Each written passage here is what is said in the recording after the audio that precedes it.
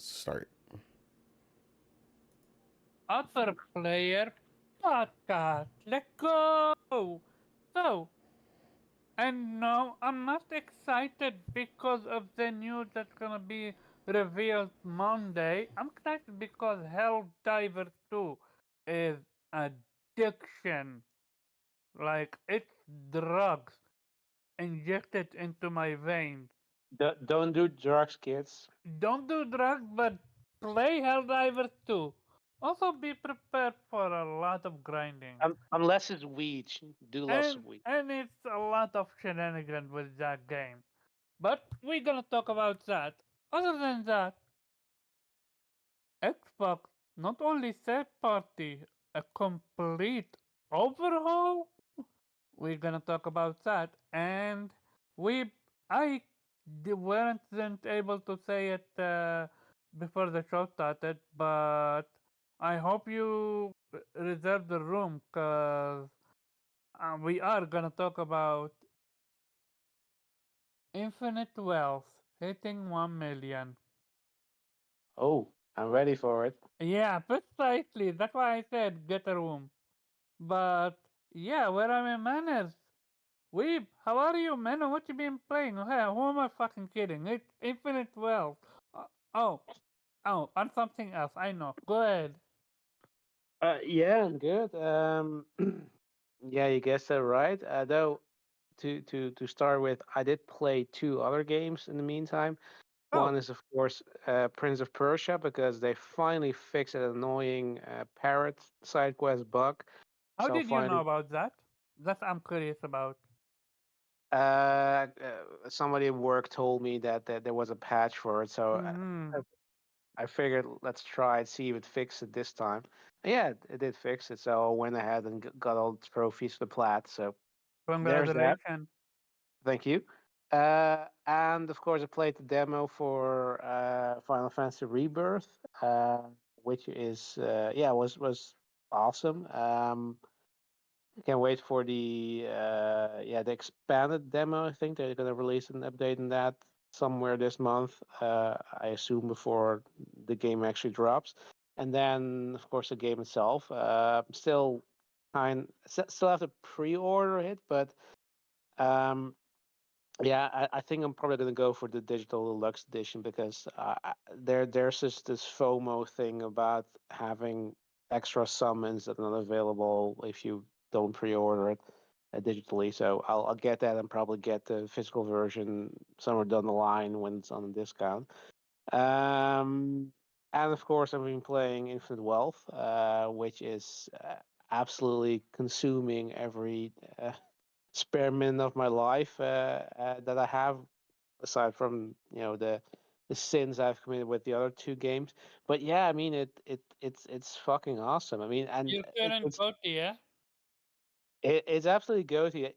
I p- and I can tell you, even after playing the demo of Rebirth, I'm still saying this game is fucking goaty. I mean, Okay. and look, I know, I have a, I have a bias, as you want to call it, but you also have a bias for Final Fantasy, so that Not cancels each other bias out. is a preference, but Yeah. Now, well, preference and bias, it's two sides of the same coin. But the so I thing have is, a question.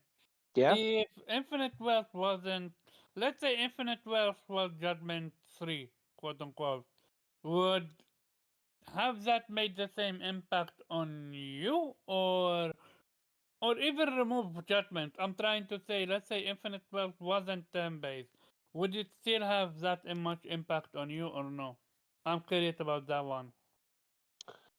uh, it is an interesting question, but Which is why I asked him. yeah, but it kind of depends. Like if I say compare this to the sort of the Gaiden title they dropped before, right? The man who erased his name. This is definitely better.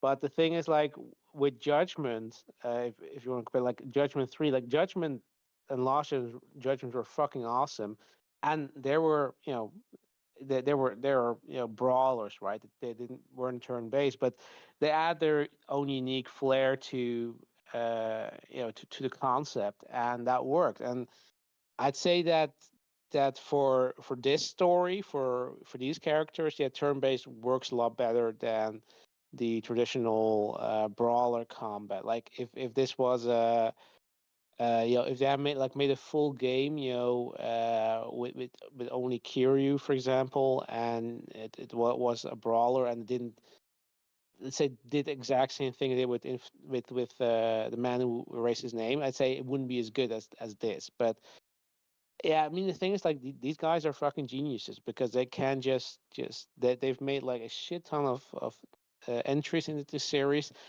and they keep on making it feel fresh and innovative. Like the amount of change they've done for this game, like if you compare it to like Seven was fucking awesome, but Seven was their first foray into turn based, and this and they're showing you they've mastered this. They took all the feedback that we had, like there was some grindiness to it, some sort of I guess at some point it kind of became predictable, right? And here there's so much variation they have at like, and it's often very simple, like the fact that you can move around during turn based, where you can position yourself, and depending on where you are, you have contextual moves. You can pick up things on the side of the road.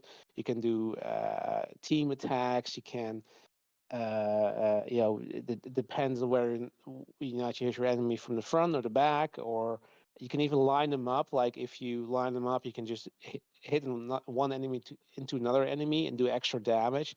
Or if you hit them against some wall, they will bounce back from that and do extra damage. Like there's so much they've done with this.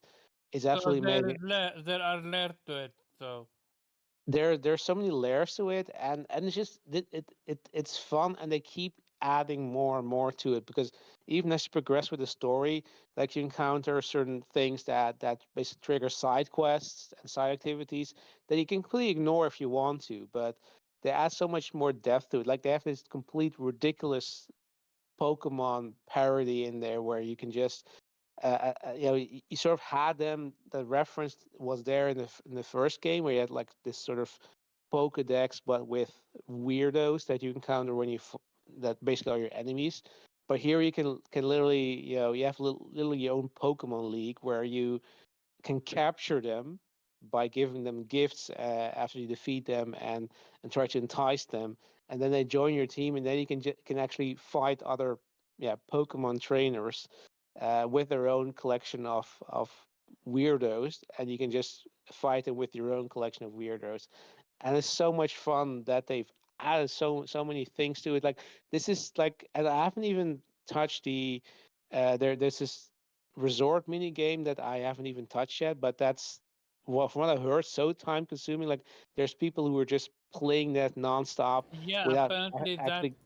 that's literally the main as long as the main game. Yeah, but that's the amazing part. Like you don't even have to do that. That's just a side activity, but it's so much fun and so time consuming that you can just go into that and ignore the main story. So yeah, I can totally understand why people say that this is like the longest Yakuza ever, because like I'm in chapter 4 right now, and I think I have like 30 plus hours into this game. Like it's amazing. Like now I'm basically just doing, like, there's a shit ton of side quests that I've unlocked and side activities that I'm just gonna do those first before I want to try doing the main quest again, because I'll, FOMO, right? And the things I know, like I did my research and know that you can do everything, later if you want to. There's nothing missable. But I'm like when I see that there is a side quest here and there, like I want to see them, and they're so good, right? They're so well written. There are so many throwbacks to previous games. It's like you go into and expecting the side quest to be your typical side quest that you've experienced before, and then they turn it around in most ridiculous fashion.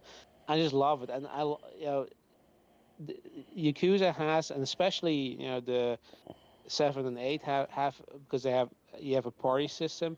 Like they're so good at building characters and relationships. Like it's amazing what they've done here. Like I've played with like there's new like I've only have like 3 party members at the moment, but there's a new party member introduced in this game, right? So I had no prior relations with him, and like with the even with just the story content, there's so much things that you learn from this character where you can also totally understand why you're suddenly a buddy with this character. Like you're doing like you understand where he's coming from, you understand why he got into this position he was in, and when you basically recruited him to your party, you know, why he actually decided to go along with you and why he's willing to take the risk. Because that's kind of the thing with a lot of RPGs. Like you have a party, and generally you party members just join you, you know, because you asked them nicely, right? Even though you're taking them to ridiculous places and ask them to risk their lives, and especially since this is taking place in the real world, right? This is sort of like in a sort of grounded reality. Then yeah, you know, you're asking people to basically like if they're facing like a common thug, like with a gun or whatever, like that's asking them to risk a life because you know it could basically end their life if things go wrong, and that they're so good at building these characters and these relationships, and there's so much effort they put into there. Like there's even like this ridiculous bingo card where you have these conversations at certain locations which can have characters, and you learn something from them, and you can just like make a bingo card. Okay, yeah, okay, so this guy, you know, likes coffee and likes to tinker with things, and then when you have like full row, you get an extra bonus in your relationship with these characters, and that can trigger additional cutscenes and combo attacks and that kind of thing. So there's so much attention put into just building these relationships. It feels so personal to these characters. I mean, yeah, it's an obsession at this point. Like I cannot really play anything else after Mm-hmm. this. If I don't finish this game before Rebirth drops, yeah, I'll still finish this game because I'm sorry, Okay. I really want to play Rebirth, but this game is so fucking good. I see. I see. I see. I see. I see. And we haven't talked about one of the main topic of Infinite Wealth, and this dude already went in a room. Yeah, yeah. Oh my god. We have none other than the wreck, who is wrecking. How are you, man? Don't tell me you left. He just unmuted. Oh. Then Nelson it is, I guess. What's going on? Your your second choice, Nelson. Yeah. I'm like, I gave Oh such yeah, well, intro to to the wreck, and then I guess Uh, Nelson it is. Go I ahead, just fucked Nelson. you What over. you been playing? Uh, Yeah. uh, okay, so back to the wreck. How are you? And what you been playing? And you actually found the road to this podcast, I guess. Yeah. Yeah. I'm doing good, y'all. I'm just busy like usual, but I've been playing phone game though. I've been playing some phone games. That's about it. Since I have no console. So I'm continuing my gameplay with Honkai Star Rail. Continuing that on my phone. Um yeah, I'm playing some Dragon Ball Z Dokkan Battle. That's about it. That's all Mm-hmm, I've been doing, mm-hmm, man. mm-hmm, mm-hmm. I see, I see, I see, I see. Well, I hope you get a new PlayStation ASAP, cause you absolutely need it, eh? Especially Yeah. with this month. Yes. Nelson, back to you. How are you? What you been playing? Grand Blue and Helldivers for the most part. I didn't even get to that Silent Hell thing. I only the Final Fantasy Rebirth demo a little bit, but it's been a rough couple of weeks for me. I haven't been playing as much as normal. I haven't been putting on a 40-hour week like normal. But yeah, that's about it. There's too many games right now. It's a serious fucking problem. That's all I know. Mm-hmm. And Nate, how are you, man? And what you been playing? Yeah, no, I'm good. Right now, what I've been playing, obviously Helldivers, because we've all been in that pretty Yeah. heavily. I don't know if he got a chance to tell you, Nelson, but we played with your boy last night, Hero Down Under. So he had a good time. Um, Oh, okay, cool. yeah, that got crazy. We almost died so many times. Some of those missions Not got gonna really, lie, really overwhelming. nothing is gonna top I got a that trophy for last. getting left behind today. Oh snap! Not, nothing is gonna top the two moments from. One was from Fuck Mamba and the other one from Morgan. When one was literally 1 second away from the shuttle leaving, and the other one where she jumped and missed the shuttle and was able to get back to it before it left. Yeah, she Two, she almost missed the shuttle a couple times doing that. two amazing moments, not gonna lie. Um, but yeah, I mean, besides that, which has been a lot of fun, um, I've also been still playing Grand Blue. From what I understand, like it seems like a lot of people have beat the story by now, and are either working on the ultimate difficulty or doing some of the online quests. So that's probably something I'm trying to focus on when we're not playing Helldivers. But also, I've been heavily on Persona 3 Reload, which has been amazing. I was kind of, you know, I was kind of worried about it being too. I know they were updating it and it looked good, but I was like worried about it being too samey with Persona 5 Royale or something. But it's great. I mean, they updated it perfectly, and although it's got that new flair that Atlas is famous for now, it's completely got its own style and everything. So I'm having a lot of fun with it. I would say my only complaint, because I've seen a lot of the weapons, is that something that's so easy to update and to kind of change, that's a very small item, because they don't change, the armor doesn't change in the game. It's all about the outfit you're wearing when you go into the dungeons and stuff. Is that like there's only like 10 different weapons out of all the weapons in the game. So like as you go up through the weapons, like eventually your weapon looks like an old weapon. um so like that kind of annoys me, because I'm like, it's such a small item in the game, and I'm like, there's so many different types of swords and different things aesthetic wise that you could have done, um that could have changed that up. I mean, just making it a different color, the sword with the red handle or something. And it's just like, that bothers me because I'm such an aesthetically attuned person. um but I mean, otherwise everything else is really, really good in the game. They really did an amazing job updating it, giving it its own style. um The and UI, yeah? yeah, the UI is impressive, which I posted about. um it makes me excited for Metaphor later on. Atlas is really just on a roll when it comes to that stuff.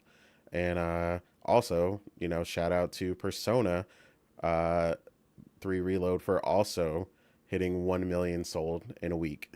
So, That's a milestone we're gonna talk about. and yeah, I think that's mainly what I've been playing. There's other stuff here and there, but those are like probably like my top 3 right now. I see, I see. Well, Morgan is not here, but I'm gonna tell you what she is playing, cause she killed me in Helldivers 2. I'm still salty about that. She did murder you. I am never touching her Backpack. jetpack again. And also, I'm gonna drop the sentinel next to her every single time. It's over. There is zero peace between me and her, even though she is a cool girl. But enough of that. Alright, real question. You didn't touch Rebirth, right? The demo? No. Mm-hmm. I'm not even sure I'll have time before it even comes out. Okay. I didn't even download it right now. Yeah, I downloaded but I haven't touched it. Thank you, Priscilla. She was being unreasonable. It's literally on the. I'm not sure if you did a stream on it, right? So it's literally on the audio. I literally said, "Come, I'm going to drop it for you."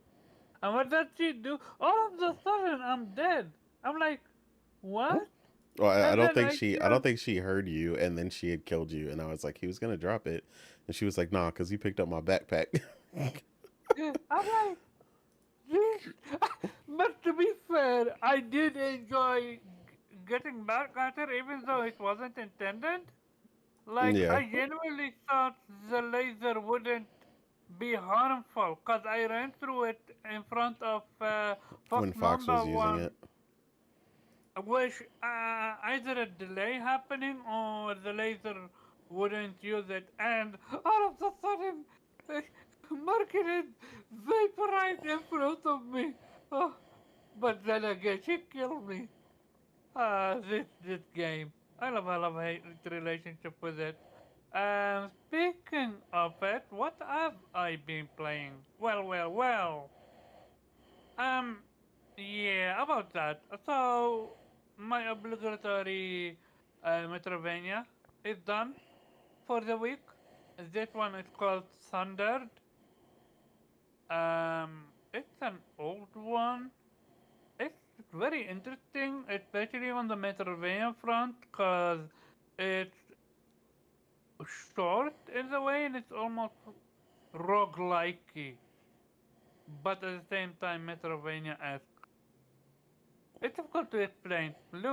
Give it a touch if you wanna give it.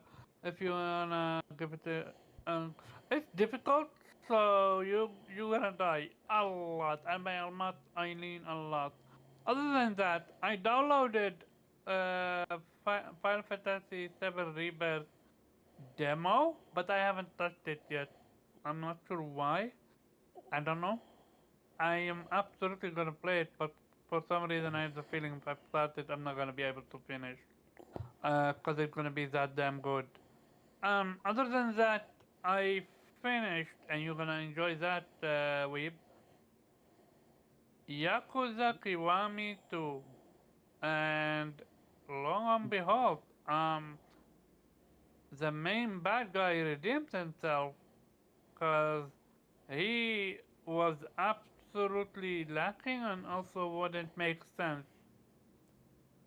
But I told you, motherfucker. I told you. after the ending, hey, that was a good one.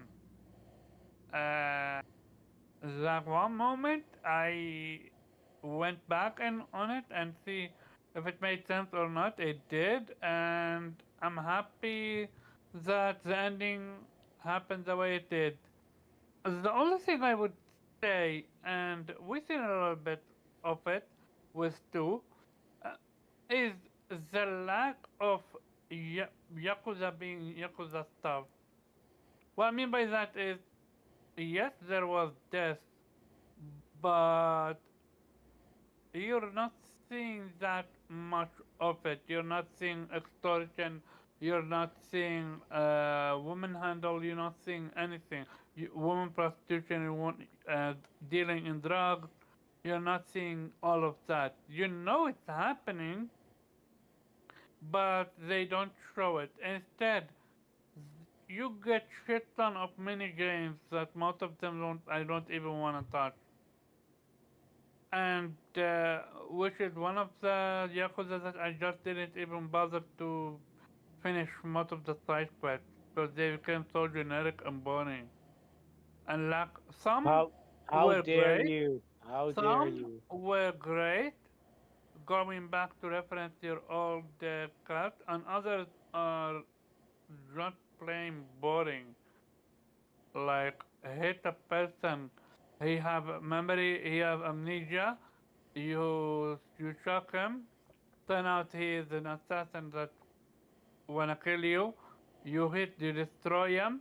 He gain amnesia and starts asking you who is he. Like that's so boring. Other than that, what happened? I finished. Well, I'm started a game called Otter. It's a platformer, and it's quite interesting because it's an post- Post-apocalyptic. post-apocalyptic world, and it's very interesting. I'm not sure if humans exist. There are quote unquote humans, but they're more like Titan-esque. Unless I'm myself, the main character, I'm super tiny.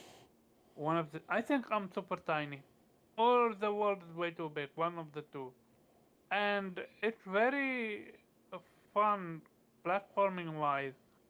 It's just um, I really wish the combat gave you actual ability to fight and not you need to throw a light ball at enemies and there is zero lockdown, lock on.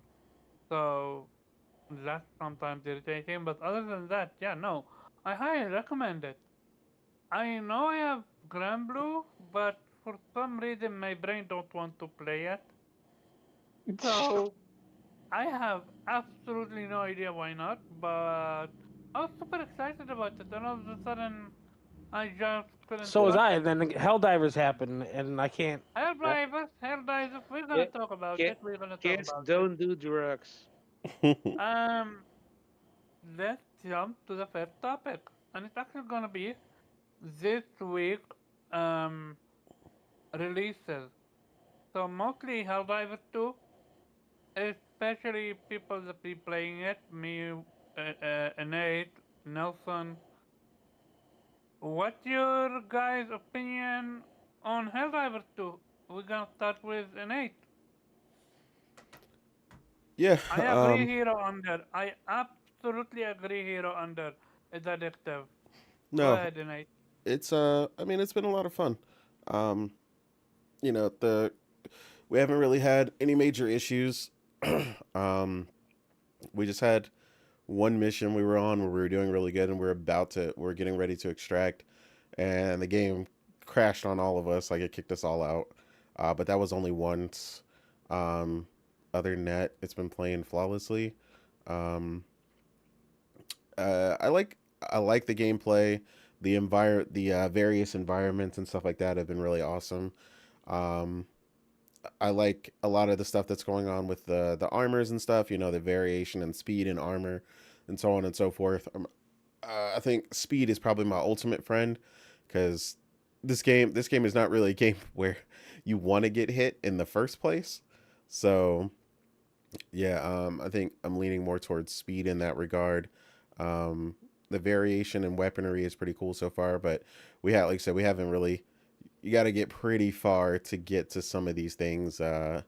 So Ask me in a month. yeah, basically, yeah, that's kind of the thing. Um, I think we definitely, the one thing I Definitely. would say with the thing we definitely need to do is, for some of these missions, man, that are considerably longer, we definitely need the option to earn more of the medals.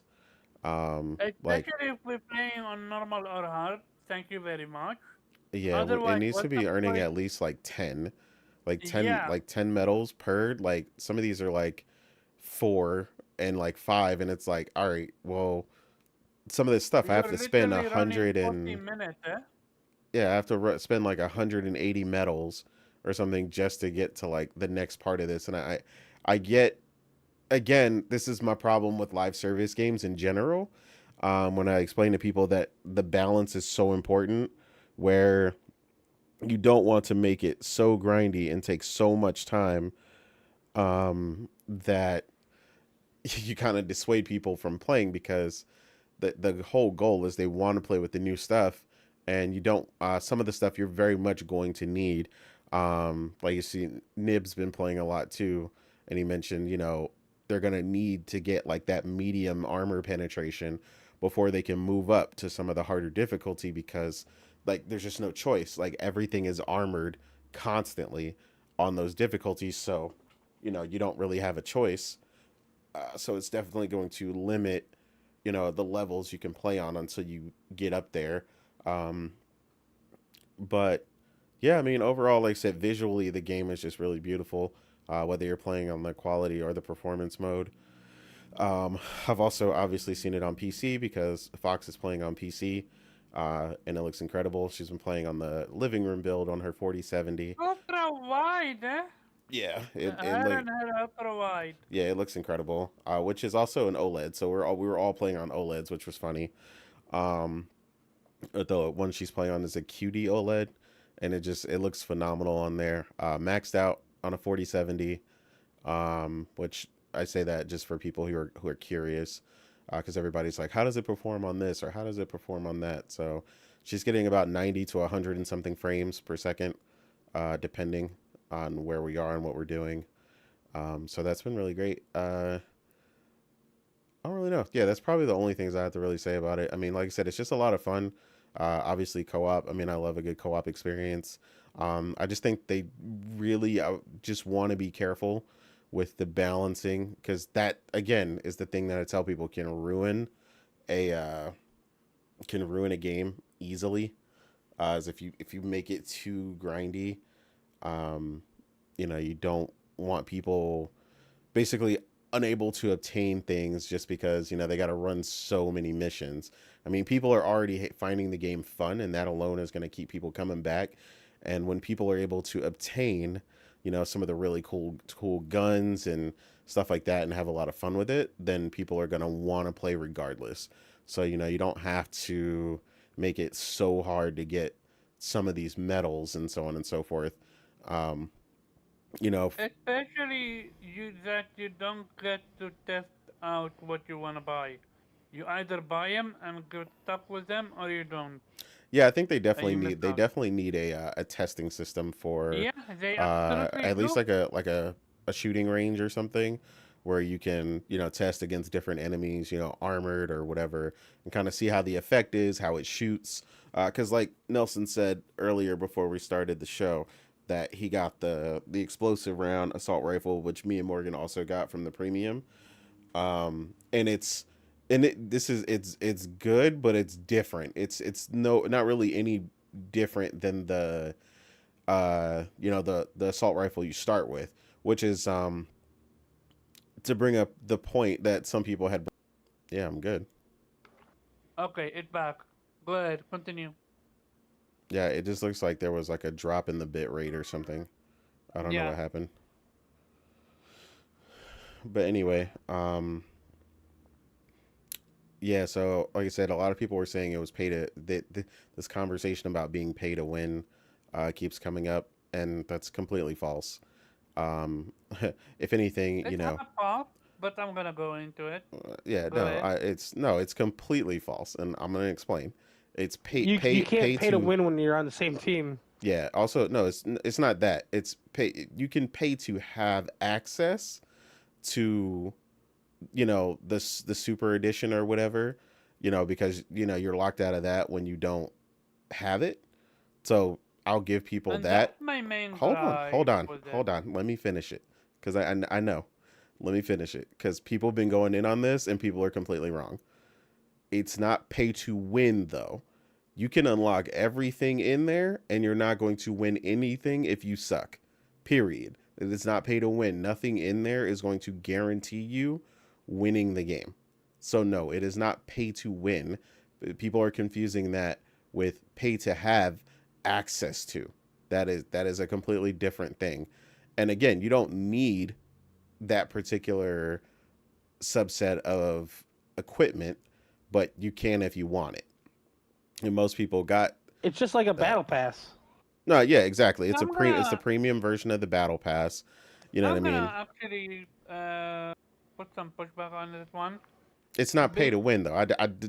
You can It's push not back all you it want. It's not pay to win. it's not Period. it's not paid to win, but you are locked out of premium And I items. didn't go against that. That's why I said pay to have, which is not pay to Yeah, win. So pay to win is when you but unlock a character in something like a gotcha game and he one shots everything.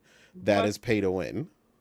that weapon is significantly better. No, you haven't From seen the other weapons in the regular battle pass, so you wouldn't know. I do know that it light enemies on fire, and my shotgun don't do that. That's nice, but you don't You're not know. that far yet. Yeah, you don't know the other weapons in the regular battle pass and how capable they are. You are overestimating something that you've seen that you're like, oh, it lights stuff on fire, therefore it equals better. When we have already played this game and we've Wait, already seen. another frame drop. Wait a second, or bit drop. You're back. What's up with your internet tonight? I don't know. I'm not doing anything different. I see the bit rate dropping. Yeah. But the issue is it's not just dropping. You start to become robotic. That's why. Yeah, I don't know. It's like using like a lot. It's like using going up to like 10,000 kbs or something. I don't know why. Mm-hmm. Phil Spencer is getting to you. Right? But yeah, no, I don't like I said, I don't know. The thing that people are going on with it, like I said, we can't make that judgment. None of us are that far. Obviously the weapons are better later in the regular part of the battle pass as well. Um, and like you said, if you really want access to that thing, then yeah, you're paid out of that. If you want it, I don't know what the difference in price is because obviously we all have the super edition except for you. Um, but I know you can pay the difference for it or whatever and get access to Yeah, it. I can either pay the difference or I can either level up, and each time I not level up, battle pass up, and each time I do so, I can buy for $100, 100 worth of let me call it Metals. uh, crystals, Oh, okay. and and or I can find that on the map, and it's rare. So I do believe they should at least make the other weapon available. If you invest your time and effort into it, put it in the uh, upgrade machine, have it be there, make it fair. Don't make people like me that didn't invest into the pre-order bonus to get locked out of something like that. Well, let's be fair. Because Deluxe edition, not pre-order bonus, just so we're putting the right yeah, I information mean out yeah, there. clearly they want people to have an advantage over others, and that's my biggest issue, gripe with it. Other than that, go ahead. I would actually also say this: in certain missions we would do. Did you see how some missions enemies are way more aggressive and way more available versus certain areas where we're just running around without any enemies on the screen? Yeah, I mean Did you pay they're attention Yeah. to there are that? hot zones. Did you pay Yeah. attention to that? Almost like a lack of planning where to place enemies, or sometimes It's there are not just a too many enemies it's not on a screen. lack of planning. It's on your map. It is on my map, but some areas is overfilled with enemies, Yeah, which is and why you then use your other stratagems to clear them out. and other areas there is not enough enemies. That's what I'm trying to say. Yeah, that's what it's designed that way though. You're not gonna want to get. You're not gonna want to get attacked the entire time on the way. You'll never get there. No. I'm You, just you trying to say there is zero balance in it. Yeah, but that's what I'm saying. We think you're it's just completely balanced. misunderstanding the design of the map. You are literally meant to not run into enemies at certain points. It's purposefully done that way because you got to eventually get across the map. There needs to be areas with no enemies so you can get across the map. And Or if you little sit there, enemies. yeah, little enemies. And if you sit there long enough, they will come If for you sit you. there for a half an hour, Yeah, like I mean, no, we've sat there when I was like trying to do something for a second, and like roaming enemies will show up and still get you. Like so, it's balanced. Trust me. hmm Other than that, I don't know about you, but I had a few big glitches and bugs. Uh, One glitch where someone else was able to jump over a mountain, can I say, like cross it, but I couldn't. I had to walk all the way around. Other issue is this is just a minuscule bug, no pun intended. The enemies have this tall line that makes them almost like glitchy in a way, where you can actually see that's an actual enemy over there.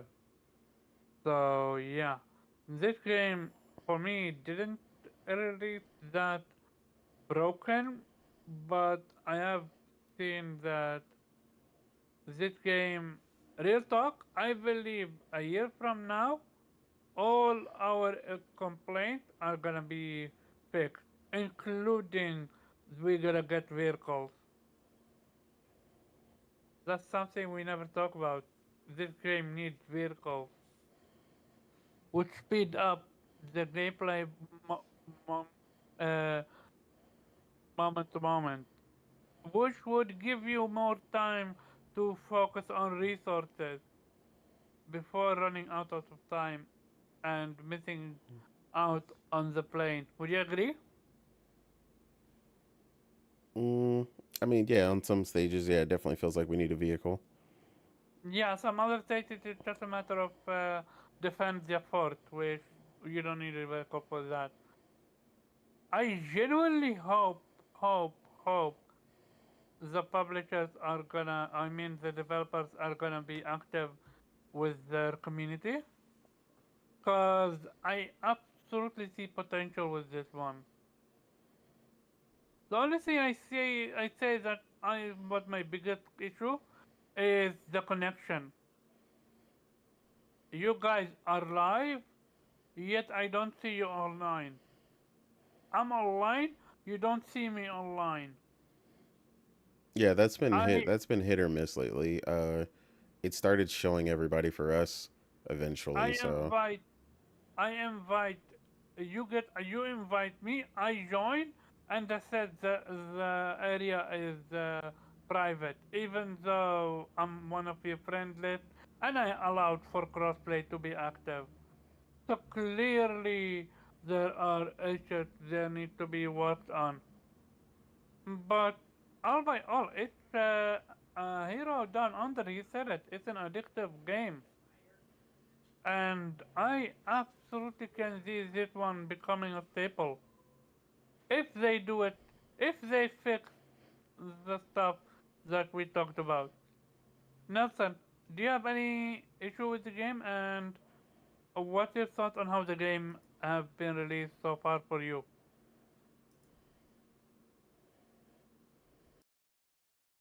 Okay, Zarek is didn't touch it. Weeb, do you have any interest in Haldaver too? And mm, yeah, I don't own it, so I can't really comment on anything. Though Okay. I would say yeah, I would agree with the Nate about the definition of pay to win, because it's a bit harder to argue pay to win for a PvE game, because I think pay to win is technically applies to PvP games, because there is no advantage you can get over other players in the PvE game, and so that feels a bit iffy to call that pay to win. But sure, in to make it completely 100% fair, yeah, sure, you should be able to earn everything in game without having to go to any grind. But again, like, I've not played the game, so I don't really have any insights here. Yeah. Um, Going back to it, let's jump to the first topic. And you mean the this second was topic? um this was not a topic. This was just I'm okay, fair, fine.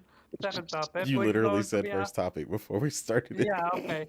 This was I wanted to say this is a mini topic, but yeah, now to actually jump to the first topic, which it's official. Hellblade 2, Helldivers 2, oh God forbid Hellblade, Helldivers 2 just passed up Counter Strike 2 in the USA, and is now currently top one on Steam on Steep top seller list. Very impressive launch. Shout out to PM Jordan for that.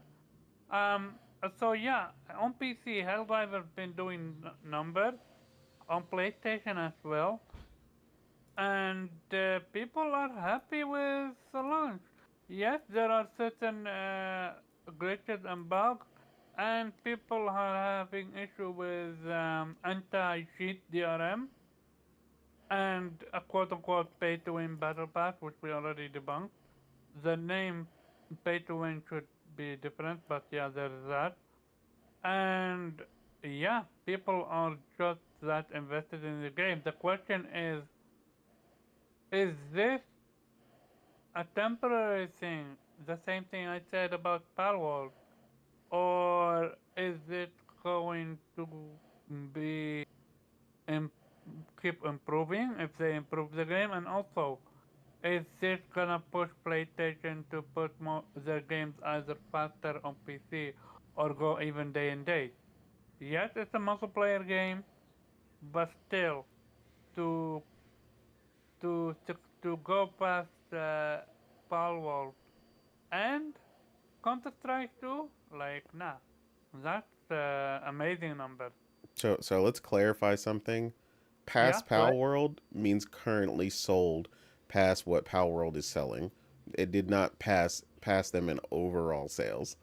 Yeah, So no, overall sales this city and no, 19 million. No, just yeah, I'm just making sure because yeah, people I don't want people to get the wrong idea. Be like, oh, it passed Pal World. It's like yeah, no, it's based no, on current like sales. nah. Yeah, I see. I got you on that end. So, what's your thoughts, Nate? No, I mean the I guess like you said, whether or not they keep improving it is going to be the key. Yeah, How so much people stick basically, with it. is this a honeymoon phase, or I mean, you this is you all. It's see? all. There's always a honeymoon phase, but like I Mm-hmm. said, that's going to largely depend on how much they update it.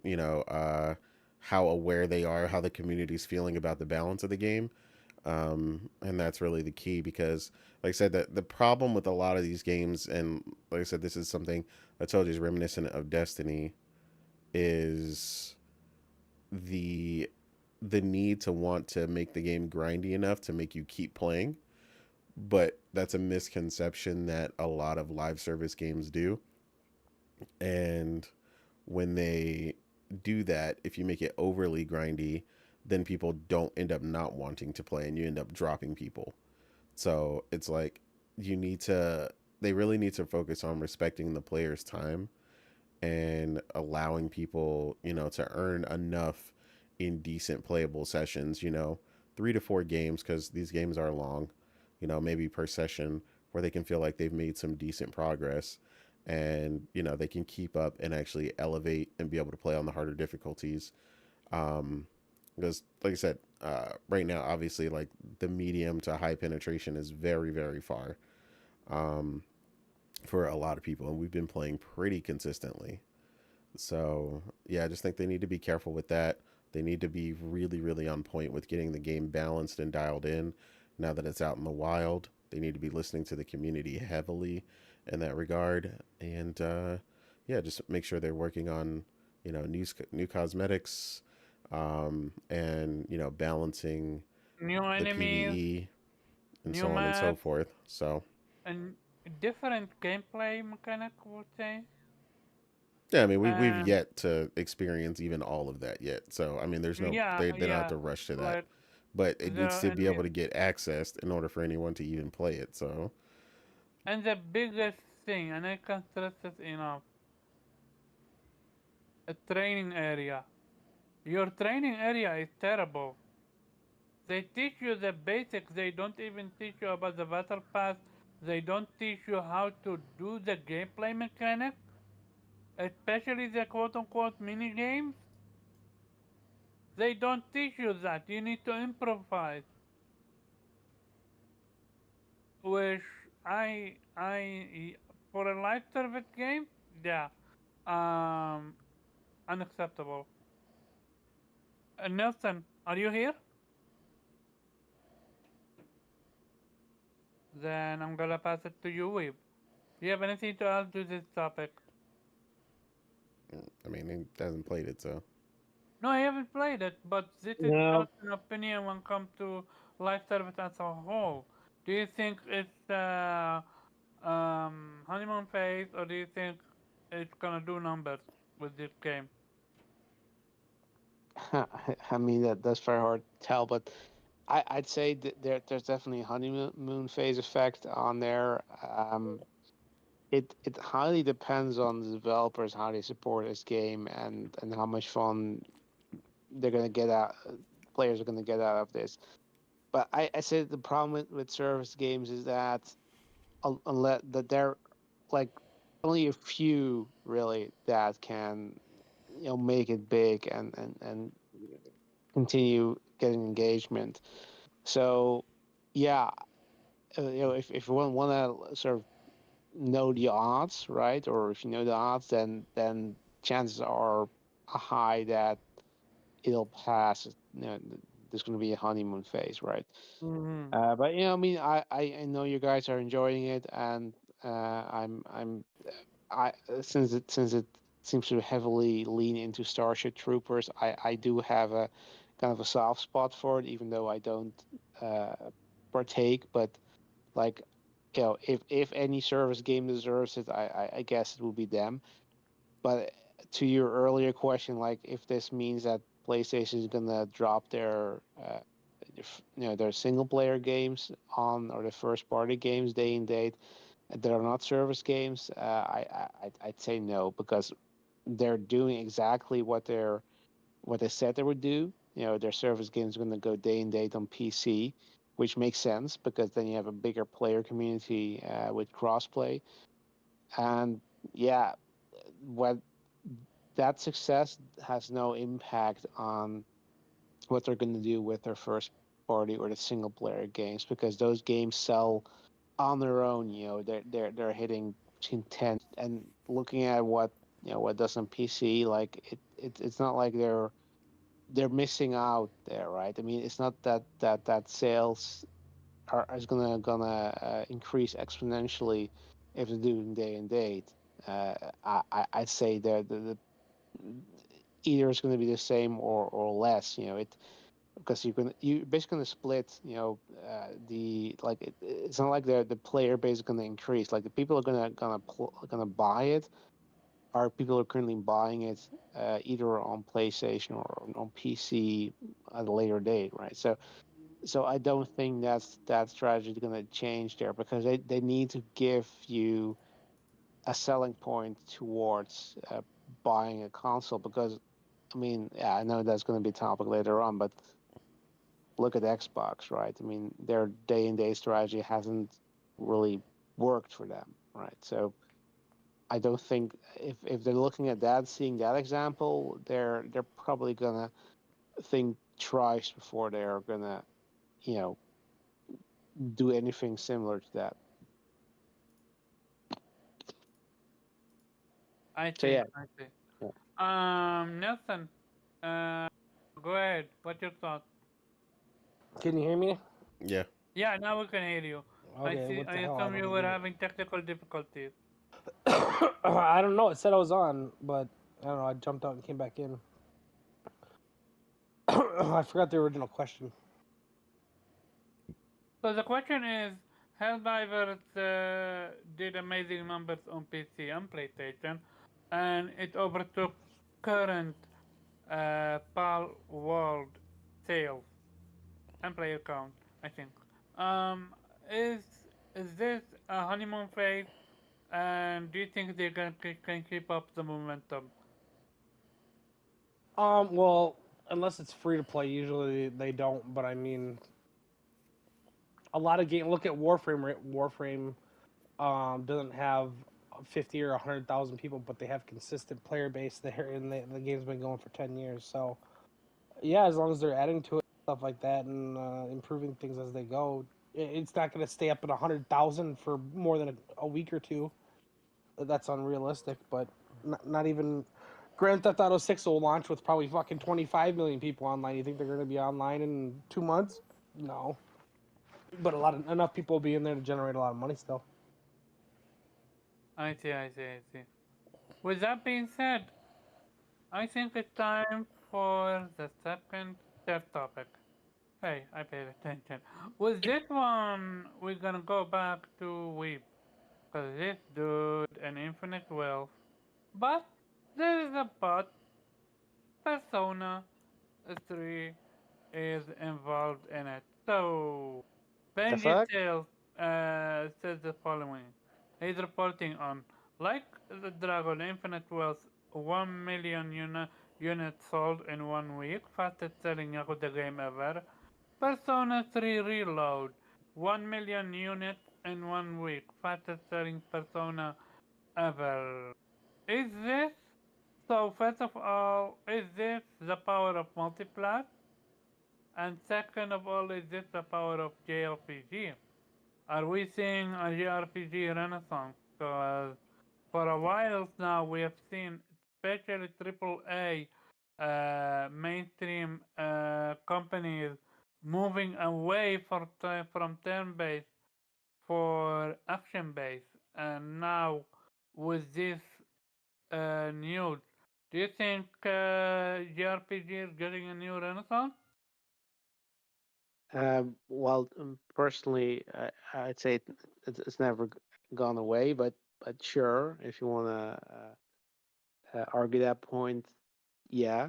I don't think this has had anything to do with it going multiplat because basically the only places it went to additionally was um, Xbox, and yeah, well, I mean, again, we were already going to going back to that topic, but I don't think that's really putting a dent in their sales.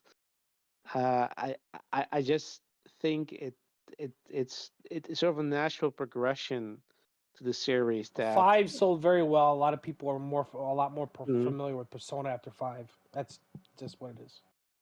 Yeah, it's Persona, but I'm a Yakuza guy, so uh, I think Yakuza just got you know more Mm. in an organic way more popular during the years because I think Yakuza Zero was at that point really sort of the yeah the turning point for the series that actually got really popular. I think at that point the people got to know the series more. Like it became a little more mainstream. Like it's not it's never going to do Call of Duty numbers or GTA numbers or whatever, right? But it's now becoming more and more a fixture in the gaming landscape, right? So Mm. people are yeah, I mean it just took a long time for people to actually realize how good the series was, and yeah, sure, I think the turn-based helped. In I don't think it necessarily. I mean, the series is good anyway, right? And I mean, I'm certain that the next Judgment is going to do really good as well, right? Um, but I mean, like yeah, in a sense, yeah, you're right. It's sort of a renaissance of the JRPG genre, but like I said, I don't think the fact that it's multiplat necessarily means it is the reason why the series is doing so well. I think that's much more the fact that people just realize how great the series is, and now they're catching on, and which happens with plenty of series that they're like we've all known them, and at a certain point after the millionth entry, people suddenly realize, hey, yeah, that's a pretty good series, and now suddenly it's popular. I see. Nelson? Yeah, I was just saying the popularity of Persona 5, I think, is what really put it on the map because so many more people played that in the Royal Edition and the other one that was. A lot more people were familiar with it when before it was kind of niche. A lot of people got into that because it was such a big game, and yeah, now you see the effects of it. It's kind of like Final Fantasy when Final Fantasy 7 came out. That didn't sell no 10, 15 million units before. It sold a couple 100,000, you know. Mm-hmm. Okay. Um, let me see if the rec is here. And you're Yeah, muted. I'm Go here. ahead. What's your thought? Oh shit.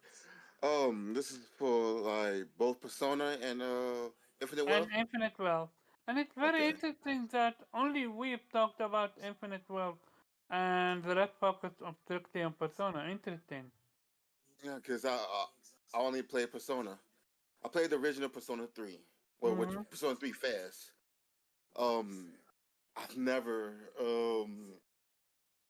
I didn't think it was gonna make it this past 1 million.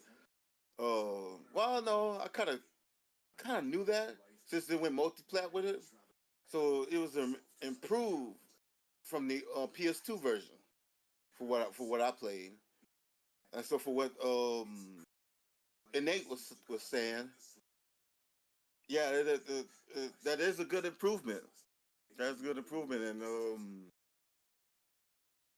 and for me playing it, for me the game more than once, I understood what was going on. So yeah, I'm gonna pick it up. I'm happy that it did hit 1 million. Went past 1 million. I'm glad they did that because it was a it's gonna be a worth pickup in the long run. That's, for it being JRPG turn based, I'm glad they stayed with their roots though. I'm glad they stayed with their roots for what Persona is supposed to be. And man, so congratulations on both of them. Infinite Wealth, I'm gonna pick it up too. Um, they came a long way. I had to give it to them. They came a long way for of improvements from their games and stuff, man. And so, especially Yakuza, I played a lot of Yakuza games. I see, I see. Uh, that Are that's you been getting constantly improving. are you getting Hmm? Infinite Wealth? Yeah, I'm getting that later on. Yeah, You I'm getting played both games. you played Yakuza 7? Yeah, I have played it. I didn't beat it yet, but I have played it, Mm-hmm. Did and I you enjoyed it. enjoy its departure from the main from action to turn based? Yeah. Mm-hmm. Yep. It I was see. it was an overall good game. Yeah, I had no complaints about it. The gameplay was good. It was different from fighting, but I see what they were going with. For Ichiban is turn based. For for Koji I forgot Kiryu. his name. Oh my god, Kiryu. For Kiryu is fighting, straight up fighting. So I see where they were going. They wanted to mix it up between both characters, even though that's part of the same story. But they wanted to switch it up to make it different for both of them. Which I'm glad they did it that way. I'm glad they did it the way they did it, Mm, and I enjoyed both ways the way they did it. I enjoyed both of them. But that is it though. I see. And now the man of the hour, Innate. What's your thought? Um, yeah, I mean, clearly Persona 5 being more popular than any other previous Persona had a huge effect on it. Being multi platform obviously also contributed to that. And obviously could have done even more numbers if they could have got it on the Switch, but clearly they're waiting on the Switch too. Um, this game, despite what it looks like, Real uh, talk, I'm actually surprised that they didn't run it on the Switch so because they did I'm with. explaining that. Just hold on. Go ahead. So they're obviously waiting for the Switch 2 because the optimization needed to run Persona 3 would actually be quite extreme because if you play It'd be expensive. well if you play the PlayStation 4 version, which I have, it runs significantly worse than the PS5 version. Really? Can it not And be used via the cloud? what are you No, dude, they don't want to do that. Hmm. That have you not looked at any response from anyone who has played the games on the cloud? No. Everybody hates it. Literally hates it. They don't want to do that. Okay. Your net is so. I don't know. And there's a I secret think it just exploit. died. Oh, it just picked up again. Yeah, it died and it picked up again. Like, Hey, after the show, call your internet provider. Yeah, I don't know what's different right now. Like nothing is different. How about you stop the video playing? Maybe that's gonna help us a little bit.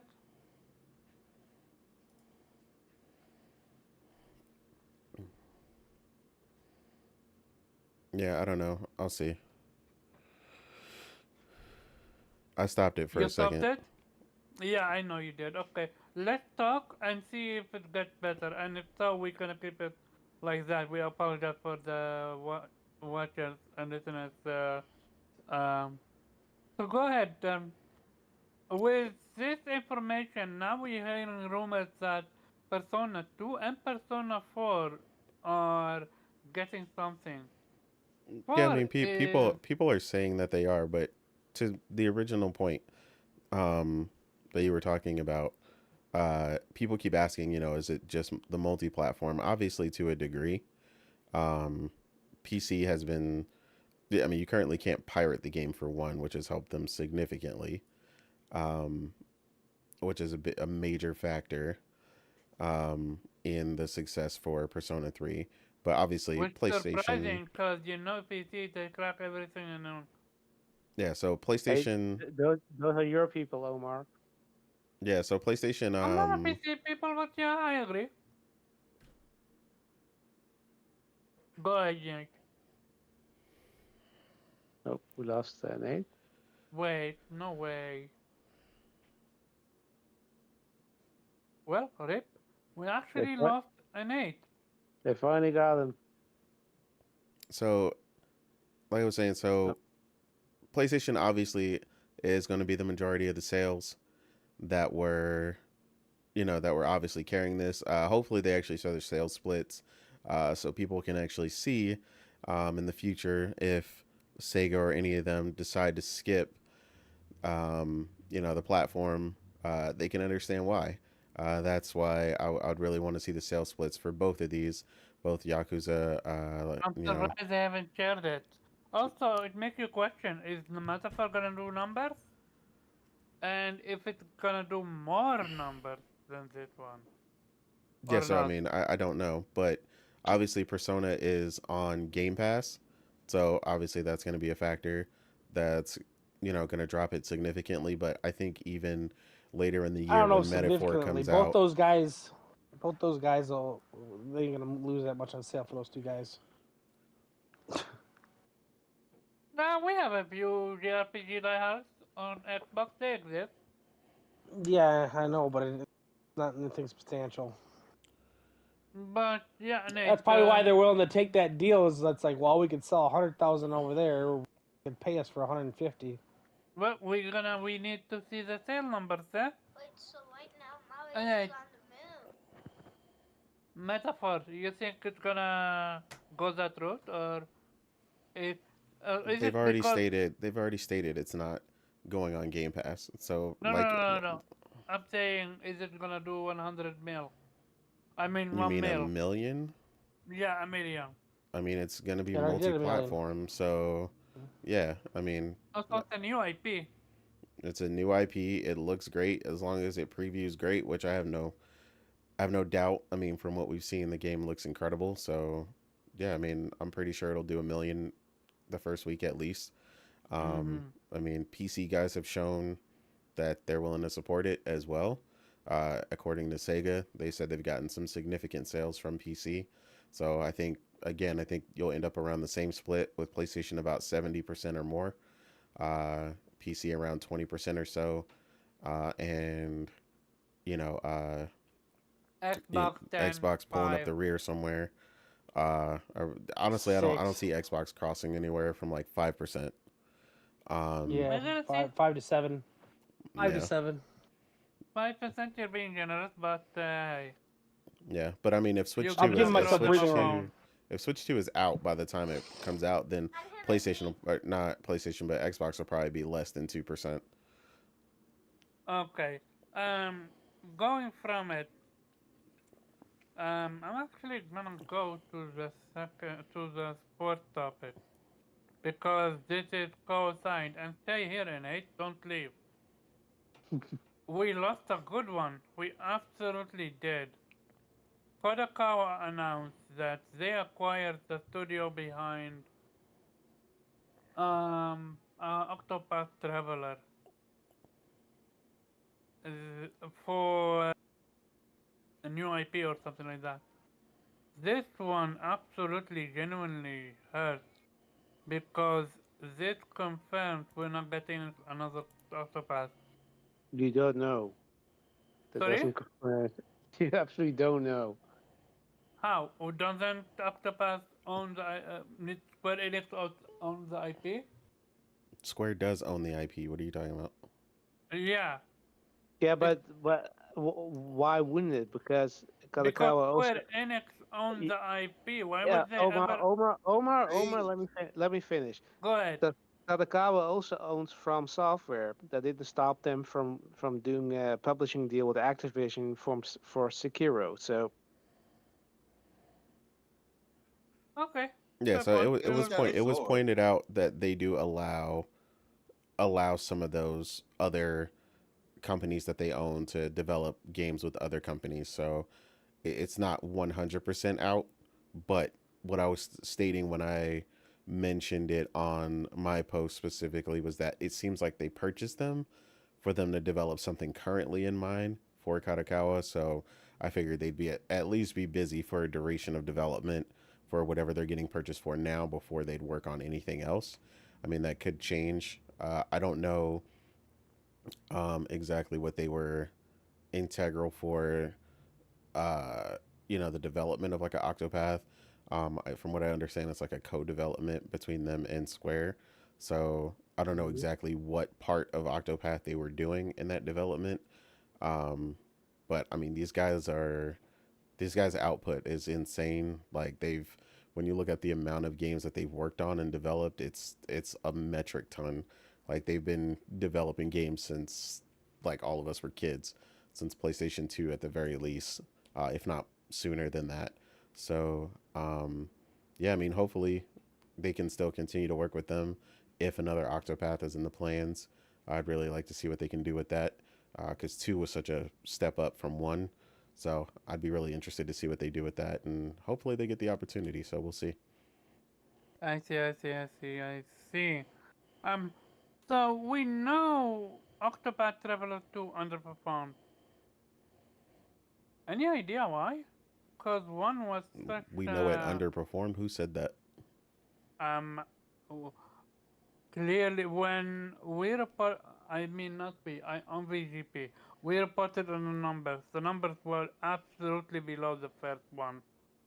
I didn't say that, I'm but yeah, gonna. but did There's they no say it way. underperformed? Because they didn't say that. They literally reported. Okay, I'm gonna look it up, and while I do so, I'm gonna go to Nelson. Nelson, what's your thoughts on Kodakawa not owning the studio behind? I don't know. They might be what? better for him than Square. I don't know. Square got too many. Square has a problem because they cater to a certain fan base and they launch too many fucking games. So if someone wants to do something in a different style or something, I mean, like I remember one was last fall or whatever. They launched like 4 games that would cater to the same type of audience in like 4 months. Yeah, they So you definitely have a expect people to buy problem. all 3 of them? They definitely have a Yeah, that problem was launching them all 2023 together. as well. Well, no, they just launched too many games in general. They needed to diversify a little bit or something. Yeah, I mean, they I It still do was to don't a think. they point. kept putting out games dedicated to the fan base. It was back to back.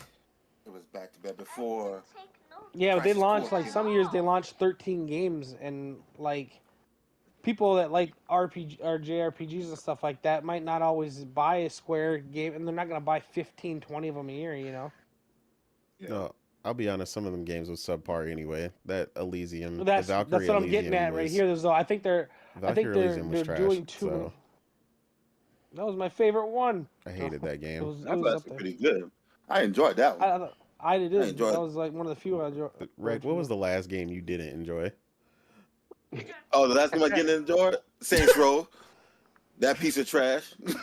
Wait, but you got that Hey, from hey, PlayStation hey, Plus. hey! It wasn't that bad. It wasn't Yeah, that it bad. was, that was was not that trash. bad. Hey, you're the first person I've heard that didn't say it was absolute fucking trash. It was I, trash. I Dude, had I like had a to delete it. 54-0 streak going. I mean, it was pretty fun, man. Yeah, it was fine to me. I think the problem with that is it- I'd be curious what those people played before that, because I think a lot of people who were playing it honestly for the first time, which is why they felt that way. But yeah, I mean, I'm harsh when uh it comes to that type of genre and stuff. And I know Weeb is like an extra professional when it comes to like the hack and slash type genre. So like Elysium was just like bottom of the barrel hack and slash to me. Yep. When you're talking about versus Devil May Cry and Bayonetta and all that Yeah. other stuff, that game was terrible in regards to that. So I played it. I played the demo and never looked back. That fucking Well, when demo you was compare it to garbage. Devil May Cry or something, come on. no, but that's what I'm Square saying. Enix. When you want to go, that's my problem with Square. When you want to go, or anybody, when they go into those genres, when you want to go into a new genre or a different genre than you're used to, don't be half stepping, because I'm gonna call it out. It was half stepping. You know what I mean? Like a lot of people are like really big fans of the Valkyrie IP, so they were like giving it a pass, but it just wasn't up there. That game was not worth $70, not at all. Valkyrie. So It I'm was gonna 60, take but it. yeah, it should I'm have been gonna like actually take 40 it over bucks. for this one. Valkyrie Elysium was a great game. First of all, Bro, you don't second, even count, bro, second. because you think anything that's hack and Alright, fine. slash is amazing, The game was good though, man. and No, That's a I cap. That's fucking I cap. that's cap. prefer That shit is hella cap. I prefer turn-based over hack and slash. You know me. There's a reason why I docked it on 16, Final Fantasy 16. Like, we're not absolutely going there.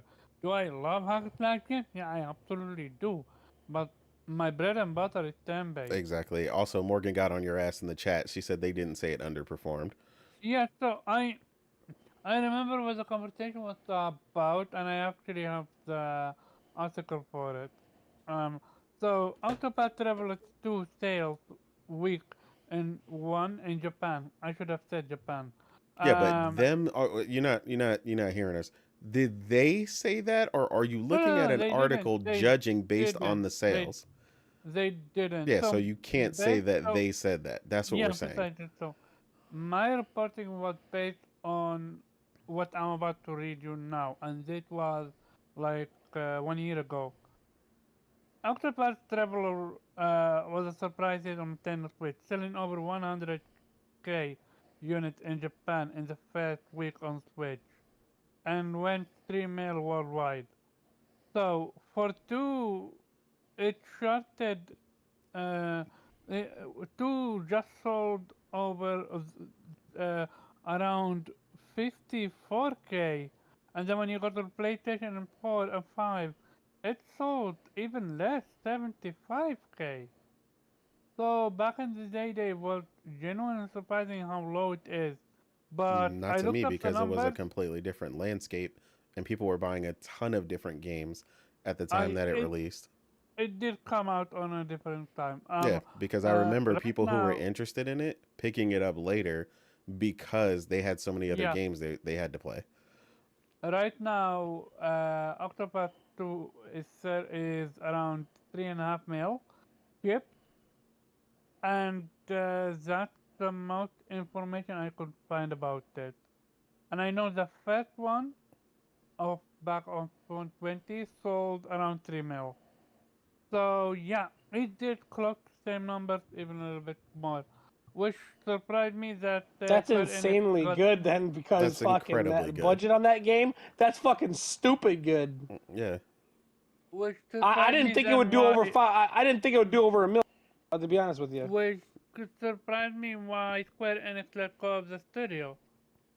Well, they But didn't let go. They were purchased and they didn't own them. Yeah, they might have gotten a real. I mean, Not doing so hot. They might have gotten a real. if you're not happy with something, you're gonna sell it, right? You're not listening. If you need They money, you're gonna didn't sell own something. they didn't own the studio. Oh, okay. I didn't know that one. Yeah, the Okay. studio just was like a freelance, and they just worked with everybody. They just did really good Okay, work. so they outsourced it. Interesting. Yeah, they worked in tandem. That's why I said if you look at the development, it says Square and it says Acquire. Mm, okay. Yeah. Then it makes a Acquired got question. acquired. Ha. Yeah, It Acquire got makes me then acquired. question: are they gonna continue working together or not on a third one? No, that's what we're gonna And see. People say that, yeah, like Yeah. we've said, and somebody had told me underneath the tweet that companies that have been bought by Katakawa are not opposed to working with other developers and do so mm, currently as well. So it's not unheard of for it to happen. So I see, I see. Anyone have anything else to say about this one? mm-mm. No. Way to go, Then Octopath. Good God girl. damn. sorry.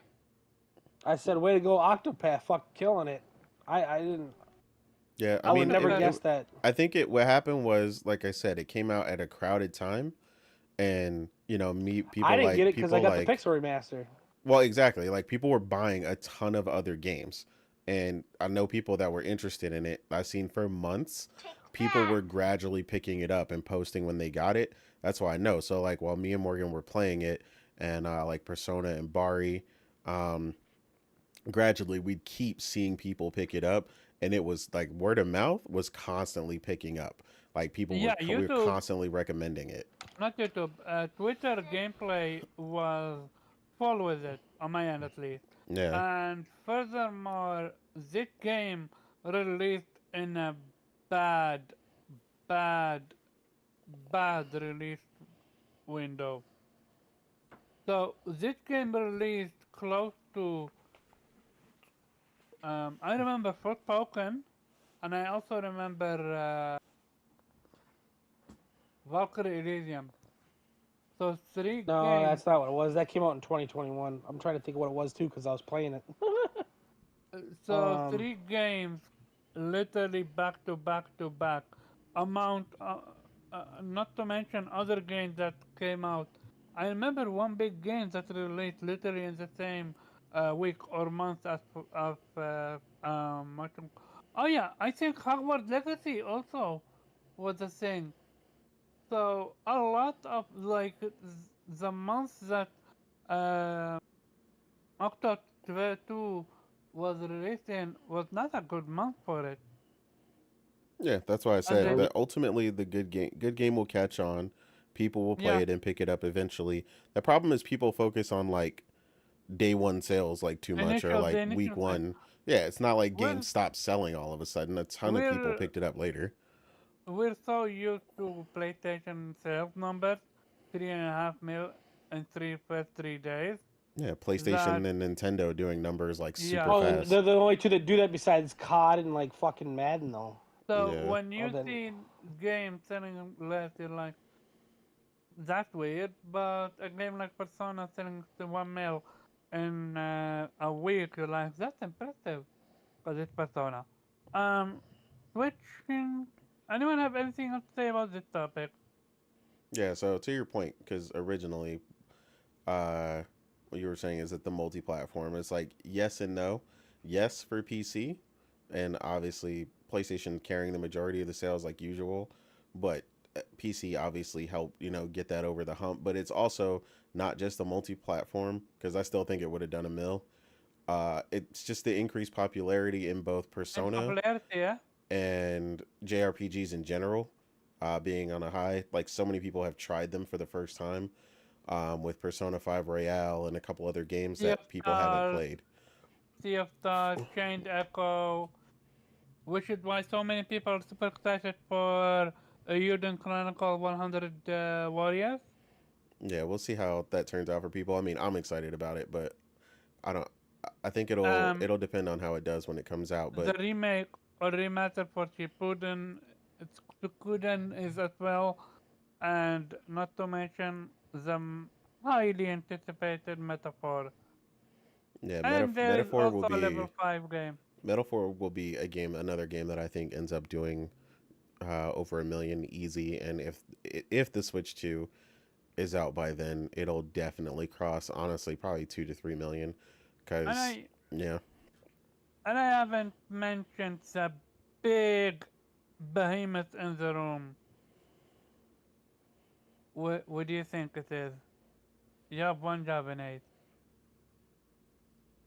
I know you're not literally, a are fan. you talking about Final Fantasy? Yep, Yeah, but that's not. We were 7. talking about turn-based at the I moment. mean, That's what I was talking about. That's why I didn't think of that. is It's it not not turn-based. turn-based? It's half turn-based, half action. I just consider it an action game. Okay. Fair, fair, Yeah. fair, fair, fair, fair. Going back from it. Level 5 new game. Is it turn-based? I think it's hybrid, right? It's mainly turn-based though. You're talking Okay. about So, the detective game. yeah, the cup one. Yeah, Yeah, yeah. it's Um, essentially turn-based. okay. Switching gears. So, Square Enix is undergoing a restructure. According to Bloomberg, Square Enix representative director and president Takashi Kiryu, hey Huh? Kiryu-san, said during the company financial results call for analysts on February. So apparently they want to improve structure with the aim of improvement for the quality of their titles. So it makes you question are they gonna go way more multiplat, going to Xbox now way more? Because we're already seeing. They Uh, make too many of the same type of games in a year span. it's not that they're making too many type of the game. They're releasing them to close to each other. But yeah, I would agree that instead of 5 or 6 games, focus on 4 and have them all be quadruple A titles, quote That's what I'm unquote. kind of getting at here. Instead of launching, let's just say, 3 turn-based RPGs, launch or 6. I mean, do 3 that are of better quality. Put both of them budgets together or something, Mm. so they're more appealing and spread them out a little bit. Oh yeah, and I forgot to mention, congratulations Xbox dude, you got Final Fantasy 14, but you require internet, you require Xbox Gold. Well, That's so Or crazy. Game Pass Core uh, is what it's called now. But yeah, and PlayStation, you don't need that. So what happened? To me, it almost sounds like Xbox don't care. Well, Xbox used to charge for free to play, so They just got it and they're happy they're getting it. They don't want to get it with the best option. Seems to me. I don't know because they're gonna turn off a lot of people that don't have Xbox Gold. But going back to it, do you think Square Enix is gonna go way more multiplat now? Now that a lot of their titles that tried to do well didn't do well, a la Forspoken, what's the other game? Um, Valkyrie Elysium. We just acknowledged that Octo 2 did good. I mean, Forspoken was also on PC, so I don't see Yeah, them. but now instead of Johnny PC, now they go to Xbox as well. Like No, something like that.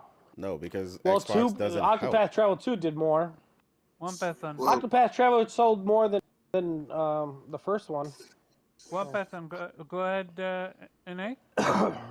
No, so I was just saying that. I mean, I don't think so in that regard because like Xbox, like despite what people want to think, and whether or not a few people over there want some of these products, they've it's been on record showing that it doesn't ultimately enhance sales really at all. Like when you've seen even for the games that they should count a lot for, right? Like everybody talks about it being the shooter box, quote unquote, and all this other stuff. The reality is that they the reality is that they don't enhance it even there. So when you look at like Call of Duty and stuff, like we looked at the numbers. The numbers came out for uh, Activision overall when they had their fiscal They almost report. cut them off. Yeah, like they weren't even listed because the revenue from Xbox was so low.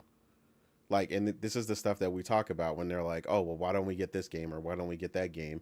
And it's like, why would a You know the company, answer. Just don't ask a rhetorical question. You already know the answer. yeah, like, why would a company bother developing for your platform when they already are profitable via PlayStation and PC? And this is something that comes up a ton, right? Like those two, I can full well agree with that, and obviously Switch 2 when it comes out because its problem right now is it's just not powerful enough for a lot of these games that are coming out. But you're not going to add anything sales wise. This is why like Falcom, who does the Trail series and so on and so forth, they essentially just started putting their games on PC as well and just calling it a day because PC has shown that they will support the games enough to warrant the cost of development. But the sales projections for them on Xbox are not worth it, and I fully understand why they wouldn't. So I think you might see something like that from Square going forward. But personally, for whatever reason, I just don't know if it's just a lack of the talent to develop for PC inside of Square or whatever, but Square always seems to need extra time, regardless of if they wanted to do a simultaneous release, to put their stuff on PC as well, unless it's a smaller title or a less intensive title like Octopath, um, which did launch day and date. So I think they will when they can, but I think that for the larger titles, the way that Square is used to working, they'll just continue to work with PlayStation and develop those titles first and foremost there to get the best result. Pretty much the same way that PlayStation does their own first party, except with a larger gap. They usually give a year window for Square, and then they put them on PC, and they seem to do well there. So I think they're just going to continue the same cadence that they have, and honestly, not really push so much on Xbox. But if I say if they surprise us, but I mean they really won't. I'm not even picking up Visions of Mana, which is the next game that's supposed to be coming to them from Square. So Interesting. yeah, I don't see Xbox doing any noticeable numbers on there. Again, like I said, let's be honest, this is the large reason why a lot of these companies don't even share the sales splits anymore because it Well, would be embarrassing. we're actually gonna talk about that. Square Enix FY 2024 Q3 result net sales plus 0.8% up. Operating income minus 15.5%. Digital entertainment net sales 2.6 minus 2.6%. HD game subsegment sales up due to Final Fantasy 16 and Pixel Remaster and Dragon Quest Monster 3. Okay, I see. MMO top sales segmented down. Interesting. 14 in sub down? That's surprising. Games for smart devices, PC browser subsegment down to weak performance from existing titles. This could not be offset with new titles such as 7 Ever Crisis. Publication net sales plus 9.7%. Amusement net sales plus 7.9%. And merchandise net sales 4.4%. I mean, merchandise are so fucking expensive that you need an arm and a leg and insurance policy just to get one. Yeah, Square is crazy for Yeah, their merchandise pricing. It's insane. yeah, precisely. I Like don't buy the anything clock, and I know the clock was just almost how crazy it like is. $200 or something. The little Final Fantasy clock So, with yeah, with his sword was like 180 or something, and I yeah, was I like, remember that one. yeah, that's So, ridiculous. yeah, so we just got, well, confirmation that 16 was profitable, or rather, they're impressed with it, sales-wise. With that being said, They were disappointed in it, but it hit in between the lower end of the metrics that they it wanted. is their numbers. Which So, what you're they're gonna upset give about everything. I just think they think they're better than they are for most of their Okay. games. I'm Wait. happy with the sales that Final Fantasy 16 did though, largely because it showed that ultimately they were wrong about what they thought. They thought if you just make, an action game or whatever, it's going to sell like 5 times as much or something crazy. They had a severe misconception about, quote unquote, the West, you know, and this is where, like, I get, like I said, a lot of people are really big fans of the creator for that, behind that. And Your he's obviously, GPS. yeah, exactly. Like he's talented, like granted, but I'm sorry, like I hate to tell people, but sometimes the smartest people in the room have the wrong philosophy, and a lot of Japanese creators are overly isolated and get exposed to things that they believe are new, or going to do things based on what they've seen from the West, or other games. And it's like, no, like that's not always the answer, and that's not always how that's going to work. And just like I said, uh, the game came out and it did okay. Like it didn't do phenomenal. It didn't go crazy. It made a lot of fans very apprehensive. And honestly, it was like a okay action game. So it's like, the switch up didn't really do them a lot of favors. Like I said, I still enjoyed my time with the game enough. The soundtrack was good, and obviously it was a very pretty game in instances of like the boss battles and stuff and particle effects. But yeah, I mean, I think that they clearly need to look at Yakuza Like a Dragon, Infinite Wealth, and Persona, and look what happens when you actually work on your franchise, and show them that currently the sales for those games can actually do really well. Because let's be honest, Final Fantasy 16 largely did the sales it did based on the name alone. Yeah, um yeah, yeah. so Remove as the they name get up there, Final Fantasy and it Just would have like been Bethesda. yeah, remove the name Final Fantasy and this would have been an average game. exactly. So yeah, We're absolutely not gonna come here and deny that the sales weren't to the name alone. absolutely. Anyone have? Yeah, no, Weeb. What's your thoughts on Square Enix overhaul? And do you think Xbox gonna get more games from Square? So what can I get more games from Square? Xbox? Yeah. Hmm. If Xbox still exists after a year. Uh, That's a good point. Mm. I I mean they're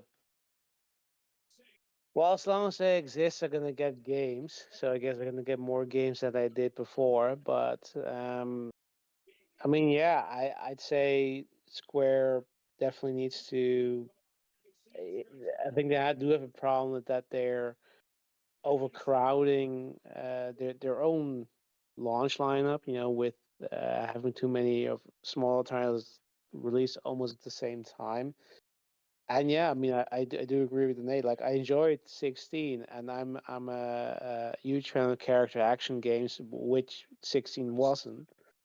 Was way too simple. It essentially tried to sort of overly placate the sort of mainstream gamer, but essentially it didn't really do anything new within the genre it tried to encroach upon, and it didn't do any favors for itself in terms of the actual diehard fans. So I do hope that when they go back to it and to reflect on this, that they learn and maybe going back to their roots is better.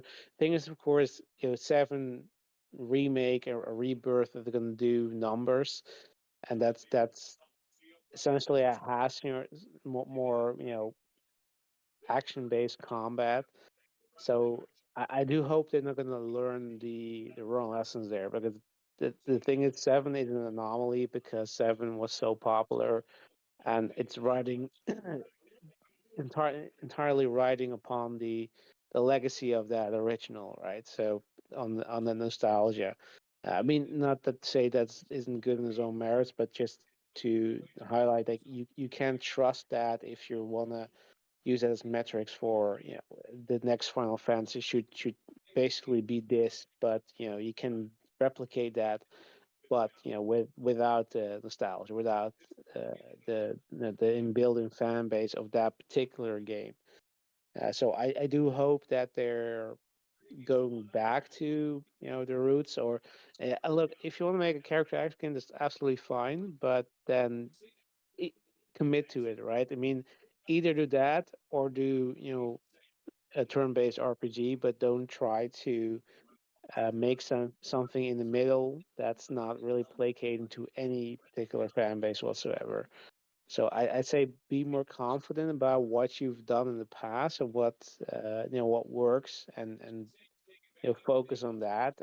And yes, if you really want to make bank, of course you should remaster Terra Enigma, the best game ever made, because that I would single-handedly make sure that that will be your most successful game ever made. I see. Just do Xenogears like you did Crisis Core. Derek, Mm, yeah, go Oh no ahead. yeah. Crisis Core, please. Yes. What the hell was that? Yeah, I know. Derek Yeah, is tired. Yes. Oh, it was the I sexy. got, I got, I got work in the morning. But Ah, Mm-hmm. I mean, it's if they come out with another console for Xbox.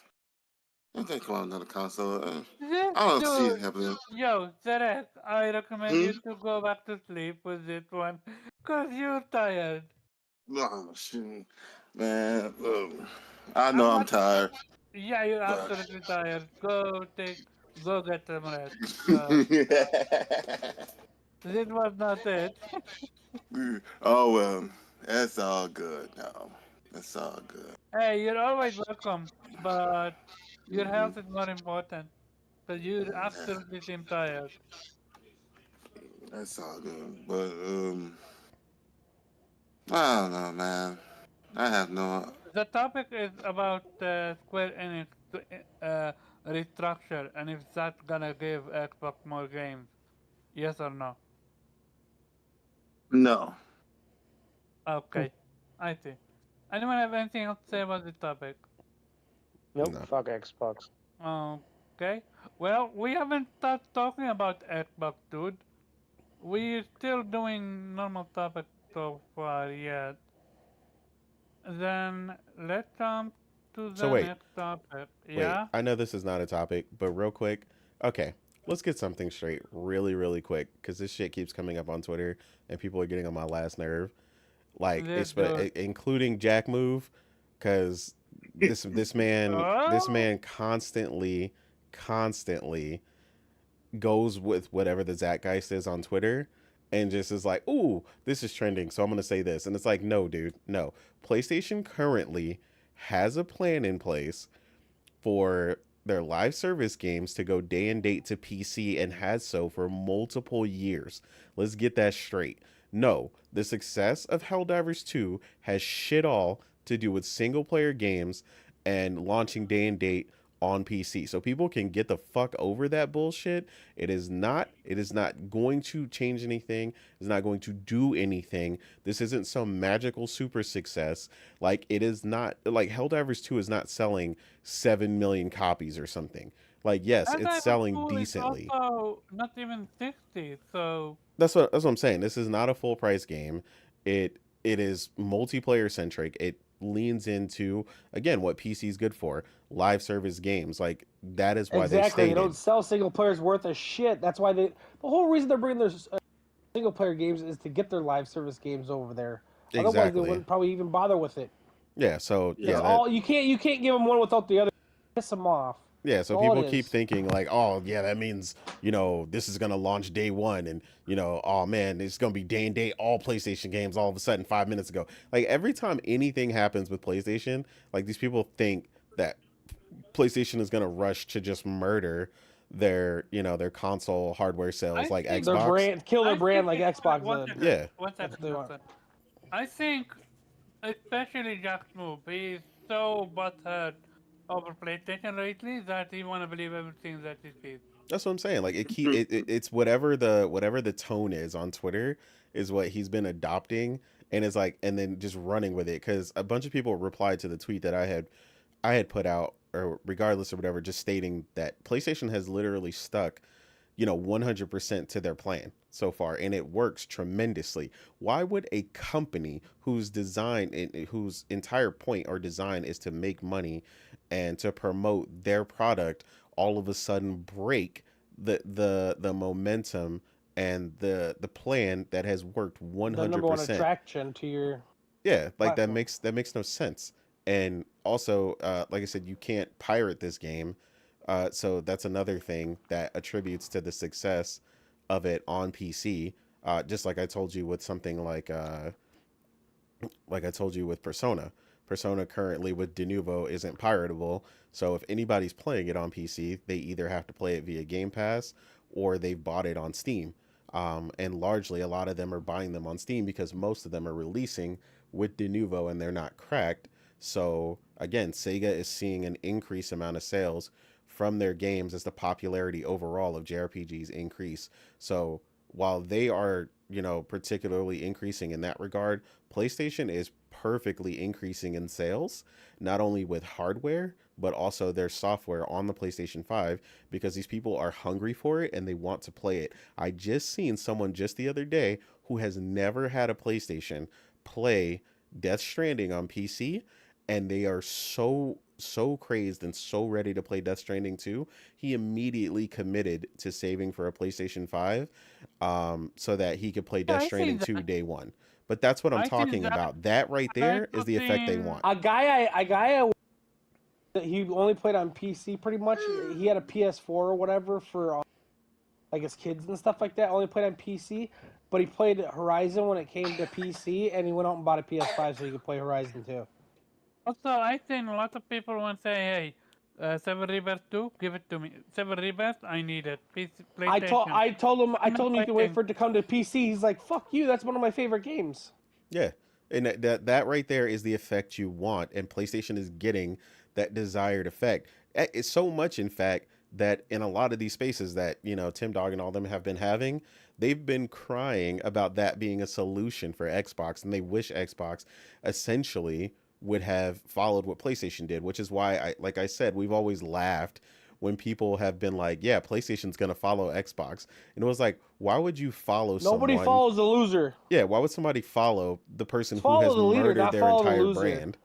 Like, yeah, that's the thing. PlayStation at one point during this time frame actually was the number one recognized brand or popular brand among like our generation and the next generation, like even above Apple, and I forgot the other company, but basically they dropped everybody. PlayStation was the number one recognized brand when they did a brand testing or whatever. So that's what I'm saying. That's What? how PlayStation, recognizable not it is. Sony.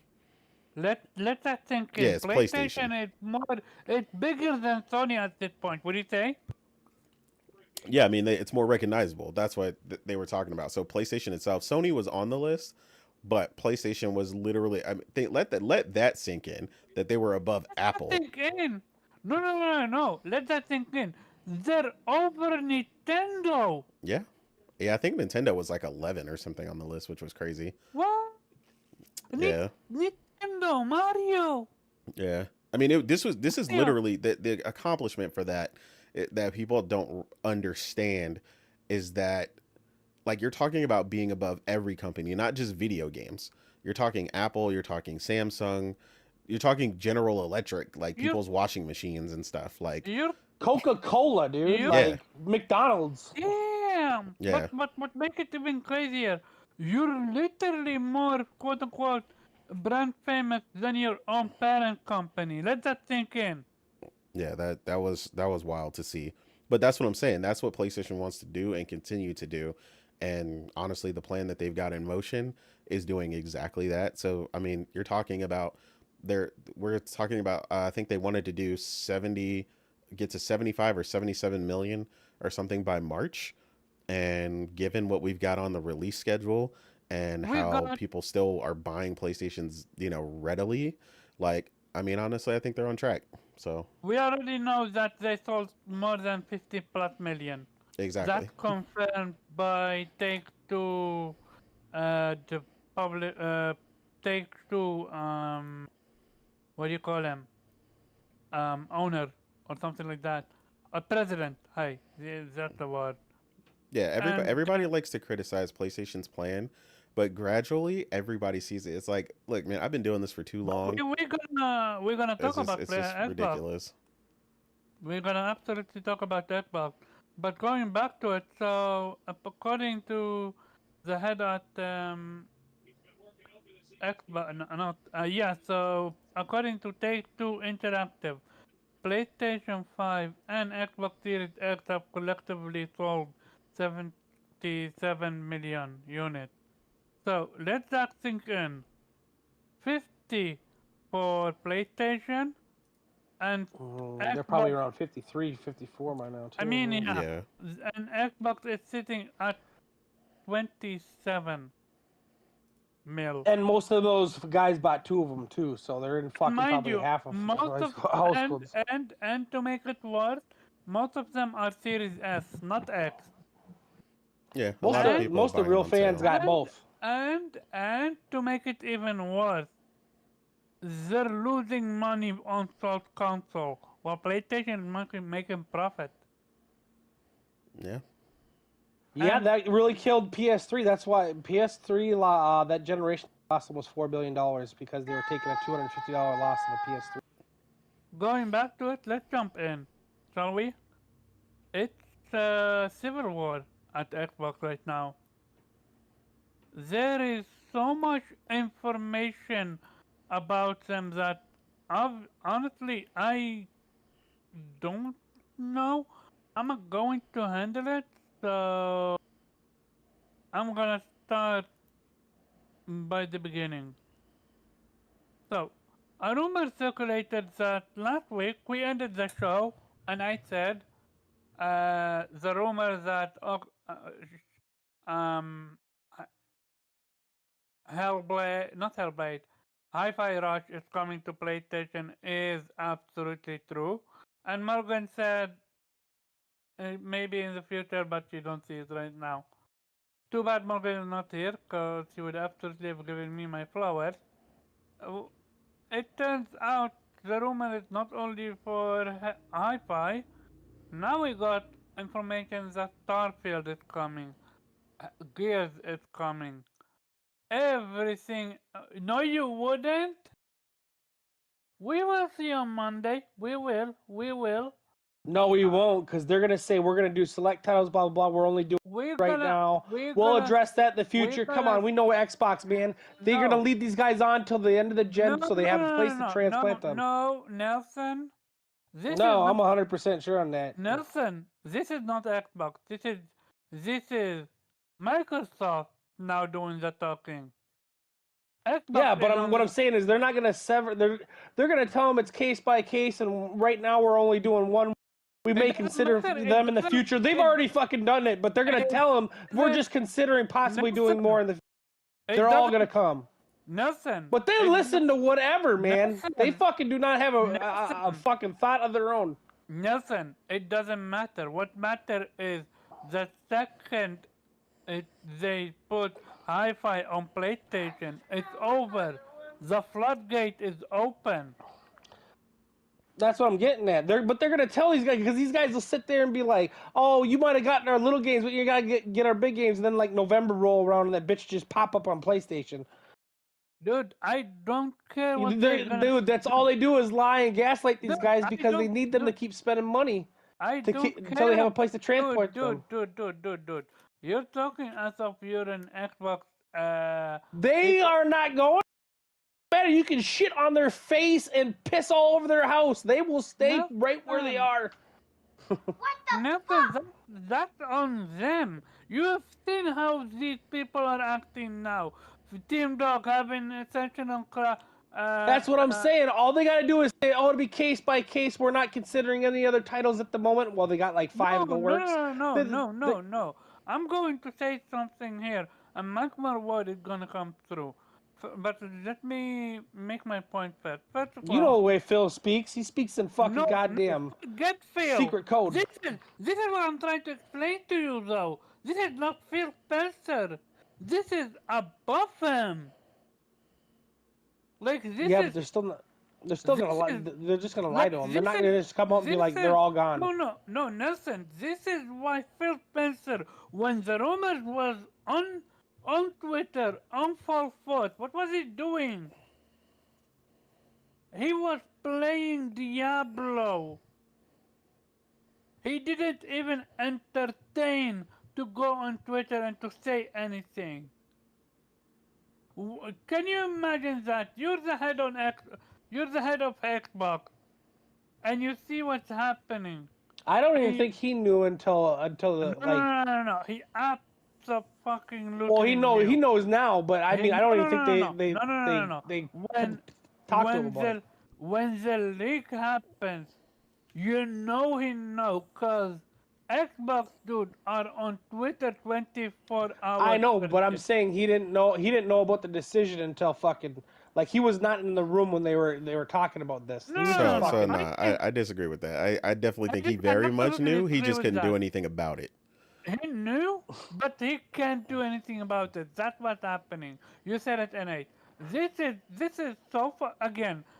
If we to believe Tom Warren, which no matter what you say, yes, he's Oh, he's an retracting that now. which no, he even doubled down. He said what is happening at Xbox. It's not Xbox. It's Microsoft is making the chess piece. It's moving the chess pieces. I mean, Most people Microsoft wrote the at check, so I don't.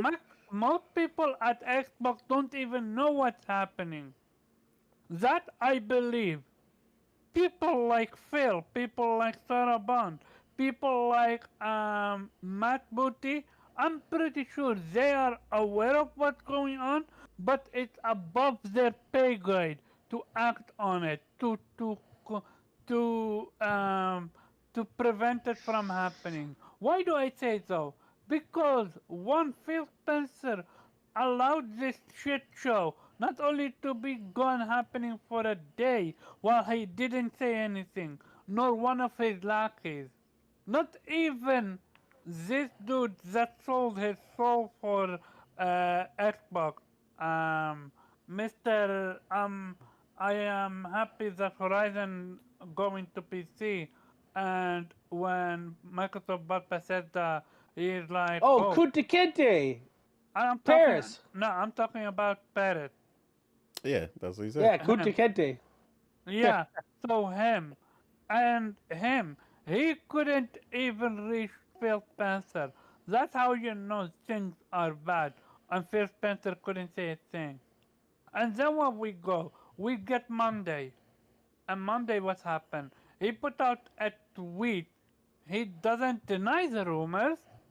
He doesn't say, no, we're not doing that.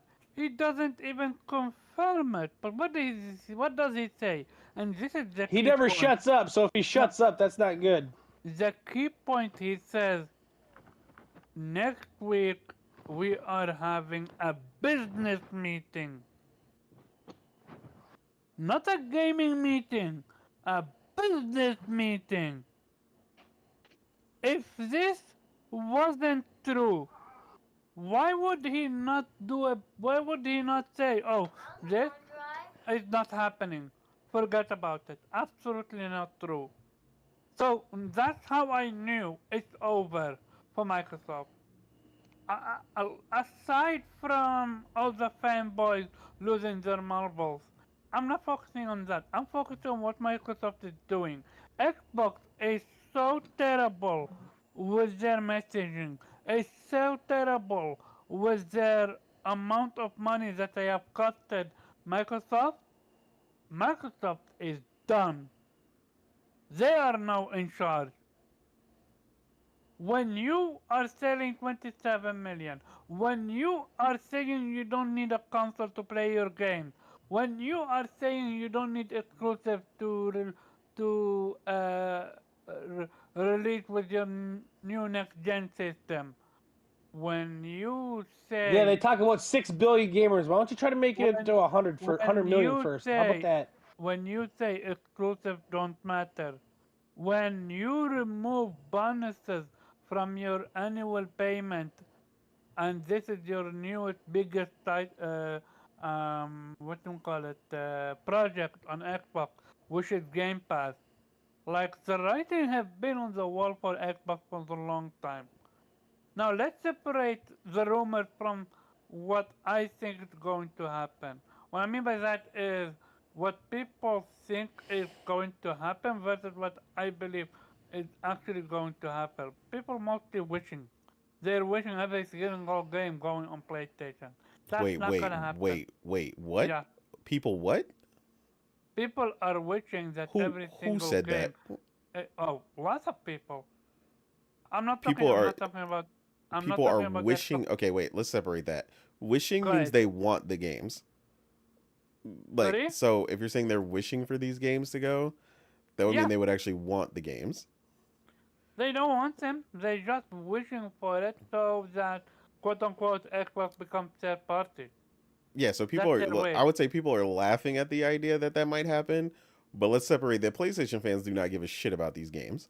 No, So no, no, no. The So I games was gonna say not. you're gonna put it Some over, of the but game, like some of the games they do, but the most only of one that the would sell anything would be fucking Starfield, yeah, and you already fucked that up Starfield. because most, you could have but got most. people No, buying no, it and no, then no. regret. I'm The focusing. regret's already out there. I'm focusing on Hellblade 2. They want that. I'm focusing That ain't gonna on sell that much. Hellblade 2. They want that, and the next Bethesda title. Like, who don't want Doom? Who don't want the next Elder Scroll? Like, who we're not kidding ourselves with this one. Bethesda titles, but that okay. So let's separate something. Look Bethesda's at titles were great Bethesda, 15 years ago. look They at haven't Justin. evolved at all. They're Bethesda, the fucking done. developer, as in Starfield, will sell like crazy. The other games sell well enough to warrant the transition, but they also don't sell like Not even. They all crazy. lost money. They all lost money. The last one that made money was like Dishonored 1 and Doom. That's it. All the Yeah, I other mean, ones lost money. Even the good ones, I didn't like look for that, but I know a lot of people like Wolfenstein. Doom. Wolfenstein only sold like 1 million copies on all platforms. It was Yeah, like Doom is 800,000 like copies. a past title. Like everybody still like you see it get talked about a lot on the timeline, but Yeah, it yeah, was it like number doesn't three sell on the like sales chart crazy. for 1 month, and then it was gone Hold forever. on. I do want the next Wolfenstein on PlayStation. No, Wolfenstein is dope. Like Yeah, I I loved it. like That's what I'm getting at. But Wolfenstein. this thing sold like Okay, 800,000 copies or going something. Yeah. going back to the topic. What do I mean by that now? One, I believe Microsoft, I mean Xbox, is ruined. Why do I say that? Whether the rumor is true or not, when you wait an entire week to confirm or deny a rumor, like your kitchen is on fire. I'm not gonna Like say all that, you're but you on your own on that one. why? So, so you so you think if Xbox backtrack with this one, I'm that not saying He's they're shy all of a backing. sudden. He never once stops talking. once I'm And not then all saying of a they're sudden he's backing quiet. out. Boo! What I'm saying is the meeting is scheduled, period. Everybody is not reactionary. Companies don't, again, people think companies react like on a dime. Like this is the entirety of Microsoft we're talking about. That if you've ever seen the way they talk about the reaction of companies, the bigger they are, the slower they react. So like this is like imagining like an oil tanker trying to make a left turn. Like it takes fucking forever for that to happen. If you've ever seen an oil tanker try to turn, like that is how companies I react. have said I know what you're talking about. No, this is why I said I'm giving them the like I am absolutely certain tomorrow 2 days we're gonna get confirmation. But I'm giving them the benefit. Not giving it, I'm giving them the quote unquote best scenario. I'm explaining why them as a company are done. When you lose your hardcore fan base to the point that they're selling the Xboxes. They're not gonna lose them. They, They're they, gonna tell. they're It's not gonna be going too late nowhere. for Listen, these guys. They listen, don't. They bro, don't, dude. listen, They've been there for listen, 10 years. Suffer. They ain't going no. listen, Die with it. Nelson, listen. How are you gonna trust your company after that one? Bro, They've been have lying you to them for met? 10 years. Have it stopped no, you? Has it stopped them? The difference is there There ain't no difference. They've been lying to them on a monthly basis for 10 years. It's another Tuesday, man. No, it's not. This one is different. This one is absolutely different. Bro, When I you think you're have people, taking the 10,000 spaces to heart, and these dudes are not going anywhere. Like, No, they're not. I'm talking about the actual hardcore that does move. the So am needle. I. They're not going anywhere. They're actual, literally. They're gonna be buried with it. Dude, Iron Lord literally advocated to kill to unsubscribe to Game Pass. Literally Ooh. said it on Yeah, his that's because they're stream. trying to save their brand. Well, it's too late. But that's what 'Cause I'm they- trying to say. Xbox is done for. Even if they backtrack, they're not gonna survive this. there's no wait. Their Let's fan get base- something straight. There's no backtracking because they haven't said anything. Backtracking implies you've said something or you put something in motion. Okay. No one knows anything. So I'm gonna say Xbox is gonna deny the rumors. The rumor is not gonna be true. But the damage is done. The damage is done because it Oh, hit they- the hardcore one. They told. Here's the thing. Like, from what I understand of it, is that there seems to be some sort of struggle within Microsoft, right? That the Xbox people, or at least They Phil just Spencer, spent $70 billion and they're whoever- still losing money. Yeah, they're pissed. Yeah, but and the Microsoft, head honchos are not on the same page there, and that might be coming from them. And whatever the outcome is going to be, I mean, it could be that they might backtrack a little, or they might, because there are now suddenly reports coming out that maybe Starfield isn't coming to PlayStation despite previous rumors. But then you have Exactly. people like Tom Moore saying, well, there might be games coming that you weren't expecting, so that could still be Starfield, could or whatever the rumors say, like Gears, for example. I mean, it like the things like we don't know yet, because and the thing is, even the people who are in charge might not know yet, because they might be reacting based on this. The thing is, like, the leaks are probably coming from the people who are not on board Starting to with it. port them, but yeah. But No, it's no, gonna but take years to port all these games. They're not gonna have whole studios developed to it, so they're gonna pick and choose ones that they might throw one or two out there to hurt them, but they'll know which ones they can accept most, and they won't put the ones that'll hurt them the worst till later. I don't necessarily think that's the consideration there. Whether or not it's easy to port. I think what they're doing right now is that there seems to be some sort of disagreement there, and I think that the people who are not on board with this, who are in it for the long haul, right? They want to. They're called shareholders. They're like, okay, we've been losing money for how long? Not the shareholders. No. The Xbox people, right? The Phil Spencer, the people who are thought of this strategy of holding on until until they get their games, until they Hold the until it's 10 line! years. Hold the line, exactly. They were on board with strategy, going full on Game Pass, and they seem to be on the losing end, and they're leaking this, hoping that the fan base will sort of make enough of a stink that people, the decision makers in Microsoft, whatever that Sadia or whatever, that they're gonna turn a 180 and say, yeah, okay, fine, we heard you, we're not gonna do that. But whether that's gonna work, that remains to be seen, because it seems to be that Microsoft sort of has had enough. They probably, as some said, I mean, clearly they've overpaid for Activision, and they've kind of realized, like, okay, we're going to take like 50 years to make the money back on this, right? If we're going to go with this strategy. Well, they're going backwards right now from there. Yeah. Ask They for realized play. like we're not gonna fucking this is not gonna work. So that's where this is coming from. They're gonna put their games on other platforms. And yeah, I mean it's entirely possible that depending on who's gonna win in this power struggle, that they're going full on third party. Not immediately. There can still be Xboxes and they're gonna stop everything immediately, but there are signs that they're slowly phasing it out, like subtly dropping the Xbox logo from Game Pass on certain titles on their website, like for Oh, example, that like that that debunks They stopped the mentioning whole Xbox years that ago, pretty much. 1 second. That debunks that old news no, that no, happened no, a while no, ago, and yeah, it's but still visible. it's yeah, but They've yeah, been leaning some towards this for places, a but long not others. time. So I'm not entirely sure that's debunked. I think It is that debunked. they're no, it's not. Okay, go ahead.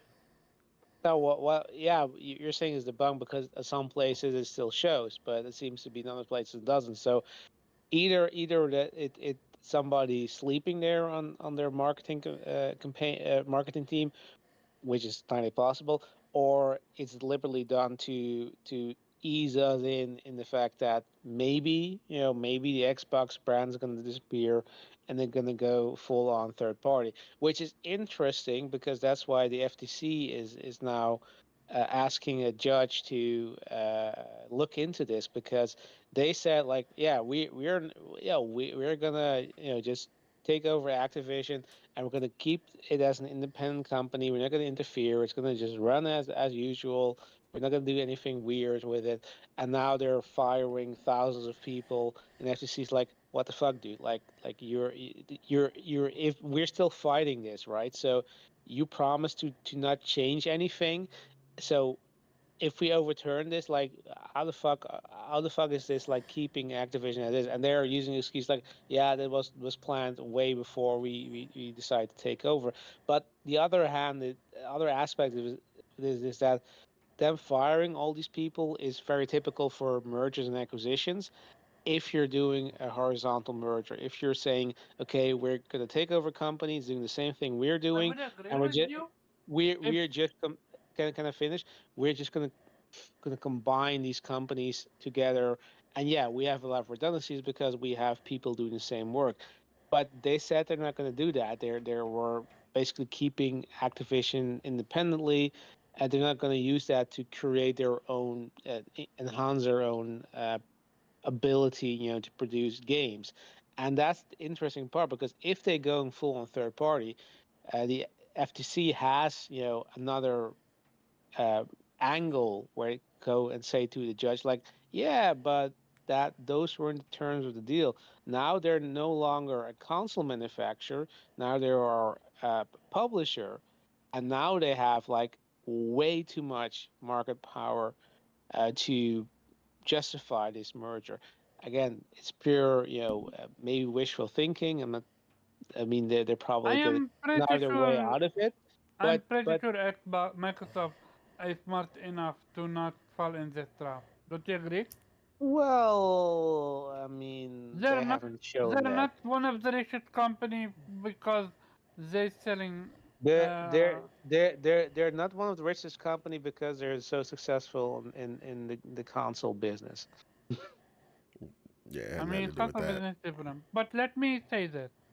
Um when it comes to what's happening, Xbox is not doing the numbers that Microsoft wants. You have the leadership on board, like Phil and his crew. They want to keep doing what they're doing, but they're not bringing the money.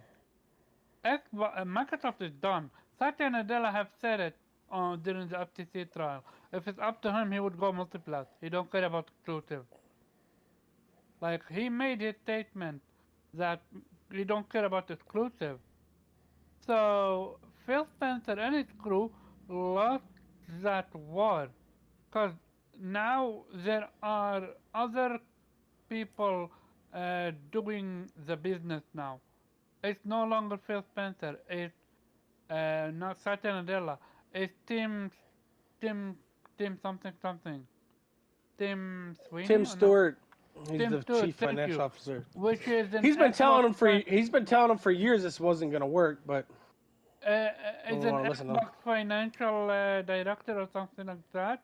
Yeah, he's And in charge of Xbox Financial, so he looks bad every day. and you have another one back him up, which is a woman, and she is in charge of Microsoft Financial.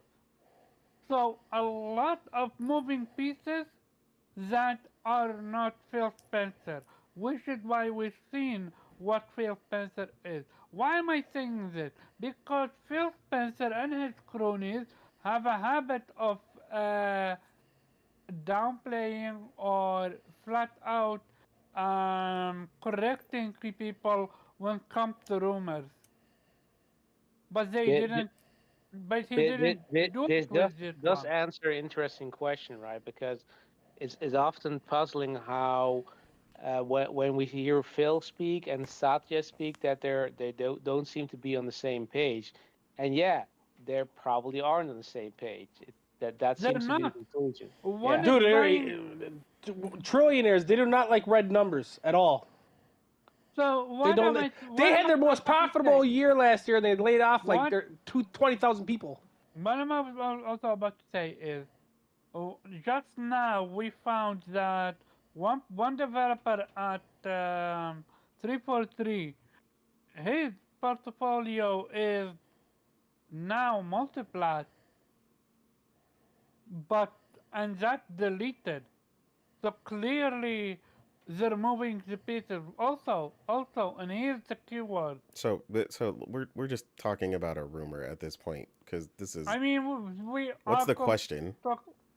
The question is, um, how can what's next for Xbox? Because they suck at first party, they're gonna absolutely suck at third party. Who's gonna trust them with their games when we know what their games are? How are they gonna be successful even on PlayStation if their games don't do well? Mm, I I don't know. They mean, bought yeah, Bethesda too, who was selling because they were greatly in debt. That's why they kept remaking Skyrim every year because their other titles weren't selling. They literally yeah. survived off of Fallout and fucking remastering of Skyrims because all their other games failed. Last generation. Do we know how many unit Starfield Dishonored sold? 2 did like 1.8 million or something, 2 million or something. Not much. Yeah. They're gonna talk about players. The first one did like 6. They're gonna talk about players, but are they gonna talk about sales? Nope, they can't.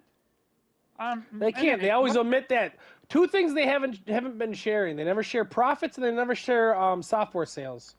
Like Anyway, I'm talking about like up or down on their charts. They always neglect to mention those two. I'm gonna ask you, what's going on? Do you think? Also, rumors. Another rumors. AMD is losing money on X Series X, and they're frustrating. Yeah, I mean, that doesn't Frustrated. surprise me. I mean, you're talking about you had a holiday season in which for about 2 months the Xbox Series X alone was 349, and I then you gotta also remember to collect had mine. I got one.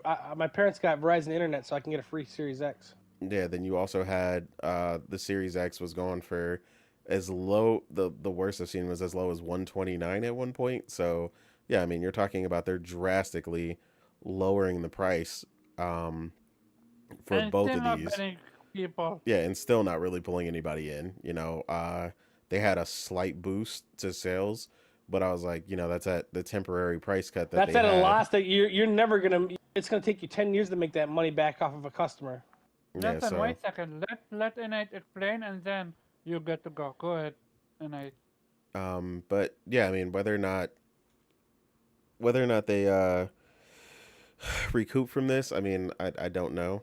Um, but I mean, to your point with the rest of their games, um, I mean, obviously they would have done better if they would have released them early on.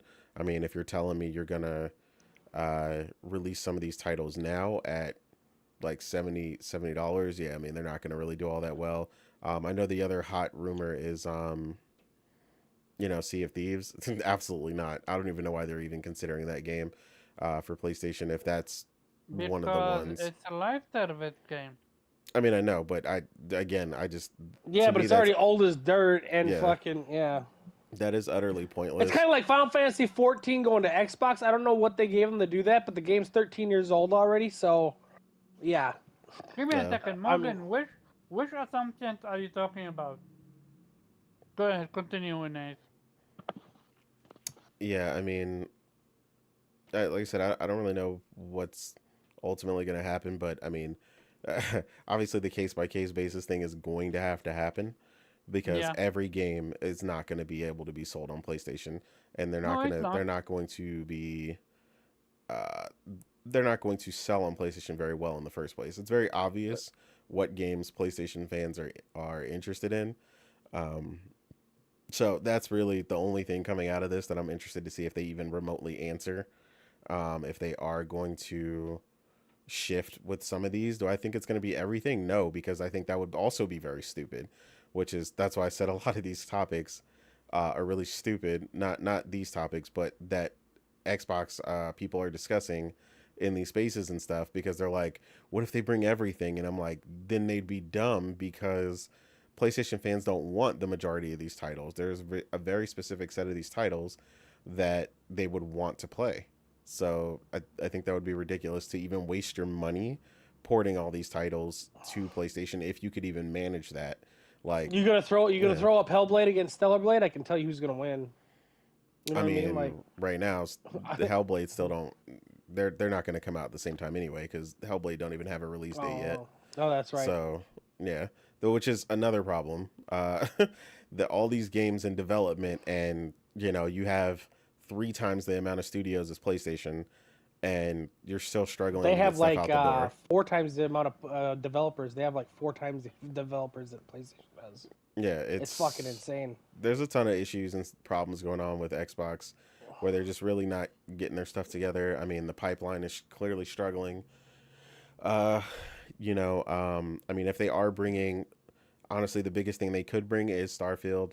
But at this point, if you're gonna sell it for full price, it's got to come with the Shattered Dimensions first DLC. Whenever the hell they get that out the door. Apparently, it's releasing on PlayStation after the DLC, which they might be able to give the DLC for free. Yeah, that's what I mean. Like you don't have a choice. If you're gonna They'll sell add it it for in. It'll be $70 for $70, the whole. Yeah. yeah, then you have to add that in. Um, So, yeah, do so you think it's gonna be at multiplayer or at third party? Them going third party only, or do you think something else is gonna happen? Also, do you think this meeting that Phil Spencer talked about is was planned, or is it an emergency one? And another thing, why do you think Phil Spencer didn't uh, downplay or even deny the accusation? I mean, they already have something planned for next week. So, I mean, they're not going to react the same way to everything. Like, I know everybody's used to them coming out and, jumping full force and just being like, no, that's not happening. But, I mean, they're also not going to do that every time either. So, I mean, clearly something is happening where they didn't, want to jump out with these rumors and just go crazy with it. Yeah, Phil's on there 5 minutes after something goes out, and he's on there. Oh no, it's fine. We're okay. I'll do better. All that kind of shit. Yeah, I just think the plan is more complex than what they were willing to speak on. It's like they're not going to unnecessarily reveal everything a week ahead just because people are panicking. Nah, they'll do like 2, and then they'll be like, "We'll consider others in the future," and yet they're really in development, and they'll come out when they come out. You know what I mean? Slow burn. You know what I mean? Yeah, Boiling a frog. they have an entire meeting set up. They're gonna talk about it there, and that's when we'll get the answers. I mean, it's just that simple. So I Is it? mean, I think Do we'll you have. think? I think Do we'll have you more think questions than answers. To be honest with you. if Hi-Fi is the only game that's announced and Sea mhm. of Thieves, do you think They'll make that $12. do you think that's gonna be uh They won't even make sense to one fucking do second, that. The Nelson? damage to your brand. Nelson, I'm speaking. Come on. Do you think that's gonna be enough to, you know, uh, prevent the bleeding that's happening, so they don't release others to PlayStation, or once the Pandora box is open, they can't close it ever again? What do you think Those is gonna games ain't happen? gonna make no fucking money. So And I I mean, I think I think there are going to be Xbox fans who are obviously going to react really strongly to that, and they're going to think that no matter what they say. So if they say, we just wanted to bring these two games to PlayStation, we feel like they're a good fit, this and that, whatever they say, I think whether or not that actually means the floodgates are open, I think clearly the reaction on Twitter is that a bunch of them think that. So as long as anything is coming, like they're going to freak out because now they're going to be like, so what's to say this isn't coming? You're not and gonna that's bring not a coming. game though. You're not gonna bring a game that's gonna sell 100,000 copies and make you after porting maybe break even, hopefully, Well, no, I mean, and then not bring in the I ones that would get make that. money. You know what I We mean? get that, but I'm talking about the They don't reaction get that. Oh, of you're talking about the fans. the Yeah. fanboys, Okay. the dudes right now Yeah. who are freaking out and foaming at Yeah. the It's just mouth. gonna be those two games. Yeah. Right. They know they're not Yeah, gonna make money off because them. They're just I've fucking. listened to the spaces and I've heard them already. If you bring They're this, fucking then crazy. who's to say you're not going to bring this and you're not going to Yep. bring? So they're worried about what They ifs. are. Even if Microsoft steps on stage and says otherwise.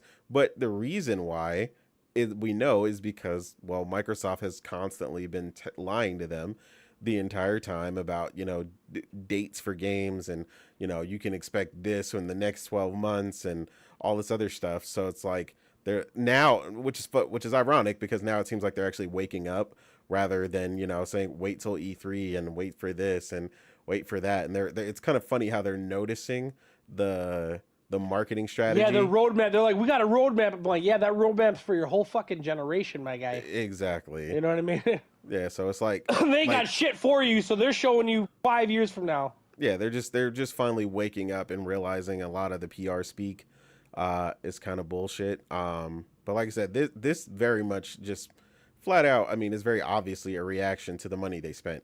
Like again, it's got to come from somewhere. Yeah, when Activision came in red, Activision never comes in red, and they came in red. Fucking 440 million just for Activision by themselves.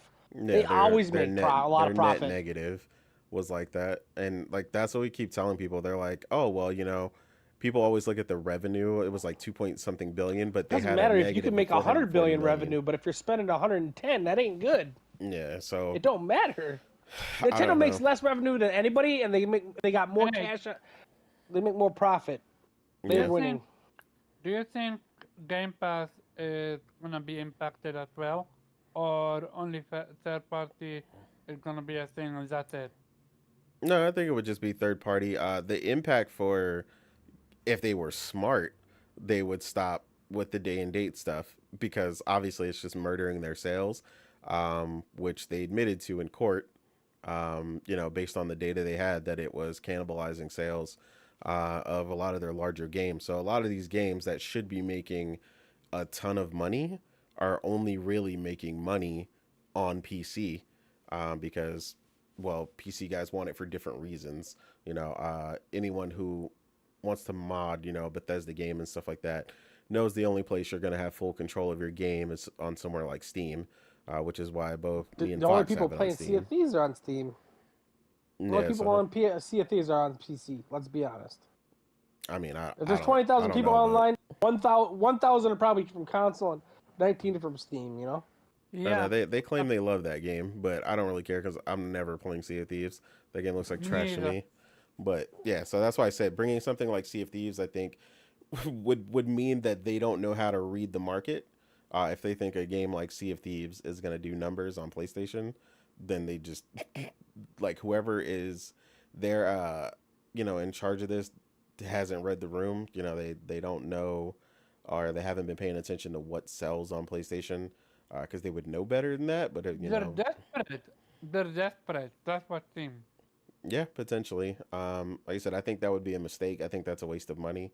But maybe they think not. So, I mean, it'd be interesting to see what they're going to bring exactly. Oh. I think Morgan was right. We had the conversation that Hi-Fi Rush is going to be fine. If they come out with a physical version for Hi-Fi Rush, I think that would be even funnier for PlayStation specifically. PlayStation and Switch alike.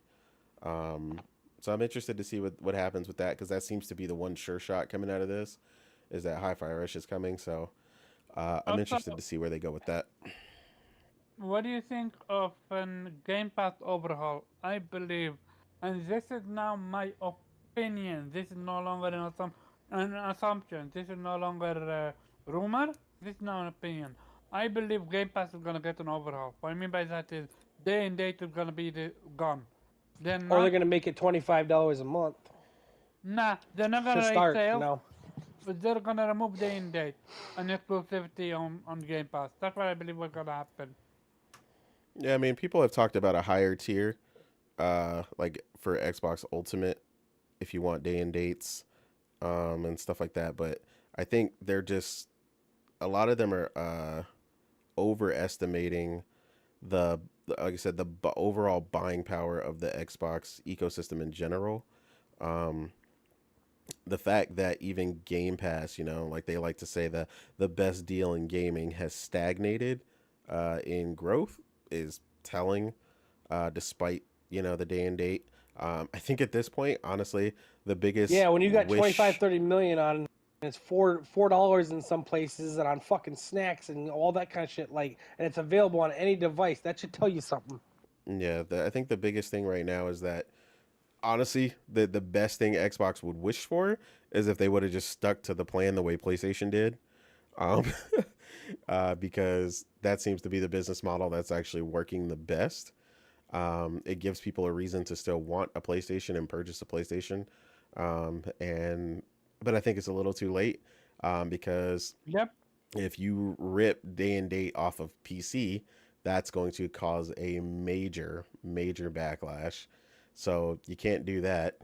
And if But you it's rip away PC day and people date, that supported the Starfield, right? well, exactly. Yeah, it sold over 4 million on PC, which was over 70% of the sales, a little over 70% of the sales. So, yeah, like that's why I'm like, you can't really do that.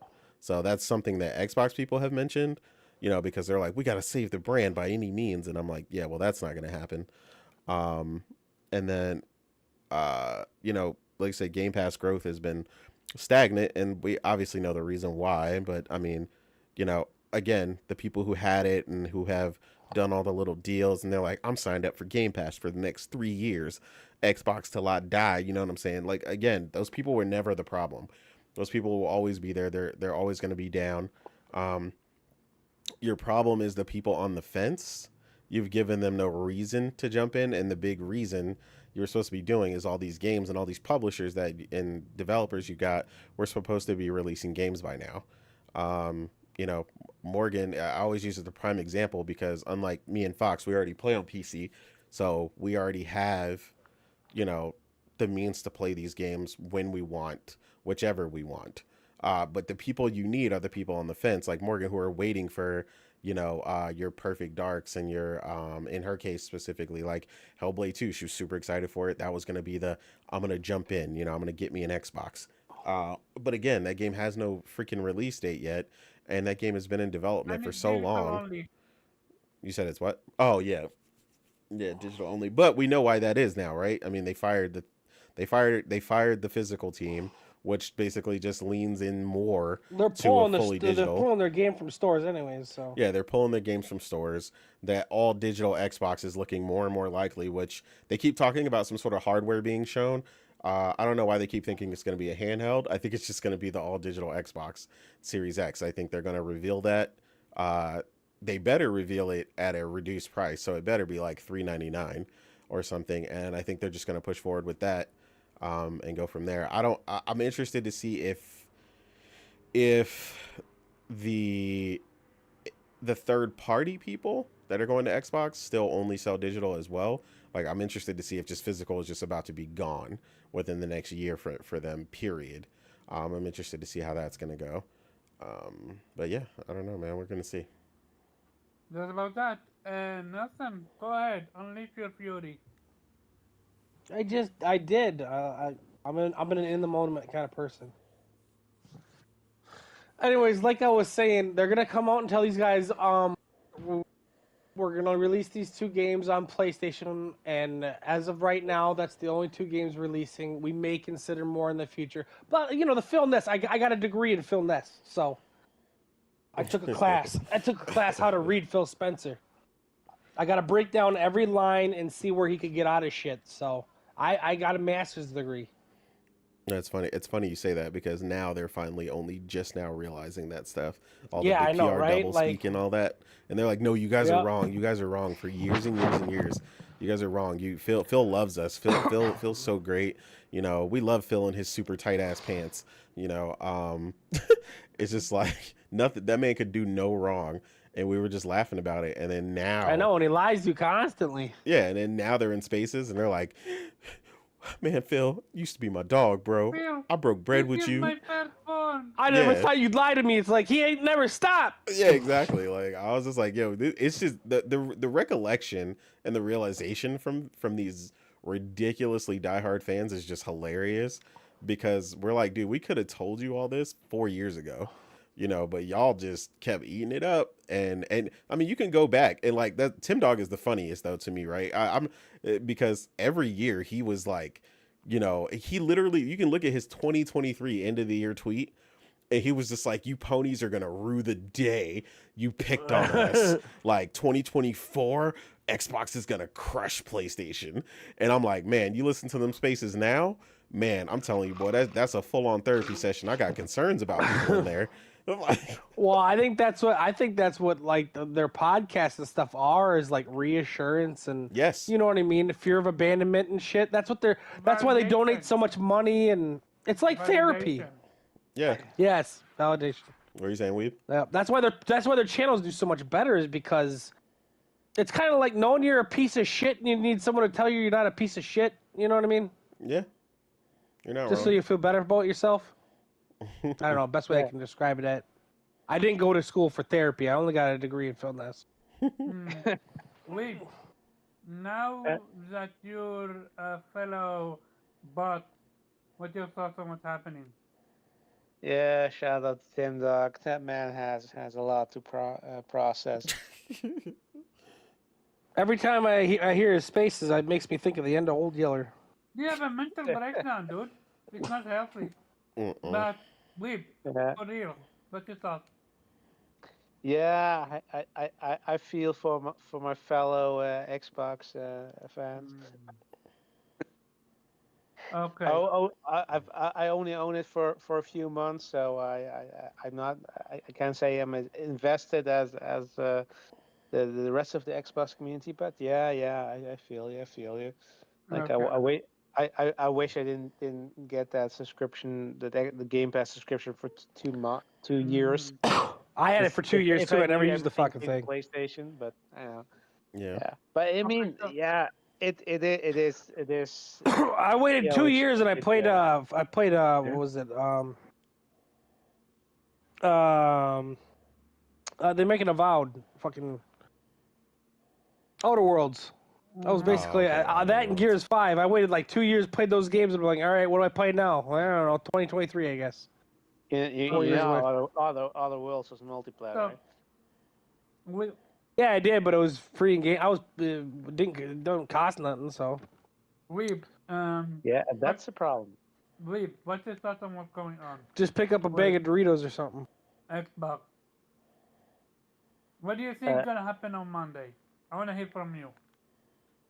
um, um, I think they're gonna confirm that they're going to release their games on PlayStation, and they're gonna probably be ambiguous about what that means in terms of which games or what the roadmap is. I think they're gonna probably hold back some games just to, but I don't think I think they're They gonna need to just keep them on the hook for the yeah, rest of yeah, the gen. They gotta milk them. Nelson, they're wait. Weeb, go their ahead. their messaging is going to be as always ambiguous, because I think they're going to deliberately, because they've did that, like with, like for Everything. example, the Blade game, right? Because we were all wondering, okay, why didn't they say it's exclusive for Xbox, which now may be because it's not going to be exclusive. I think that's going to be their new strategy, that they're going to be just ambiguous about it, and not actually explicitly stating, is this game going to be released on PlayStation or not, so that you're still going to be enticed to stay with Game Pass, just in case maybe that one game you want to play is not going to be multi-plat.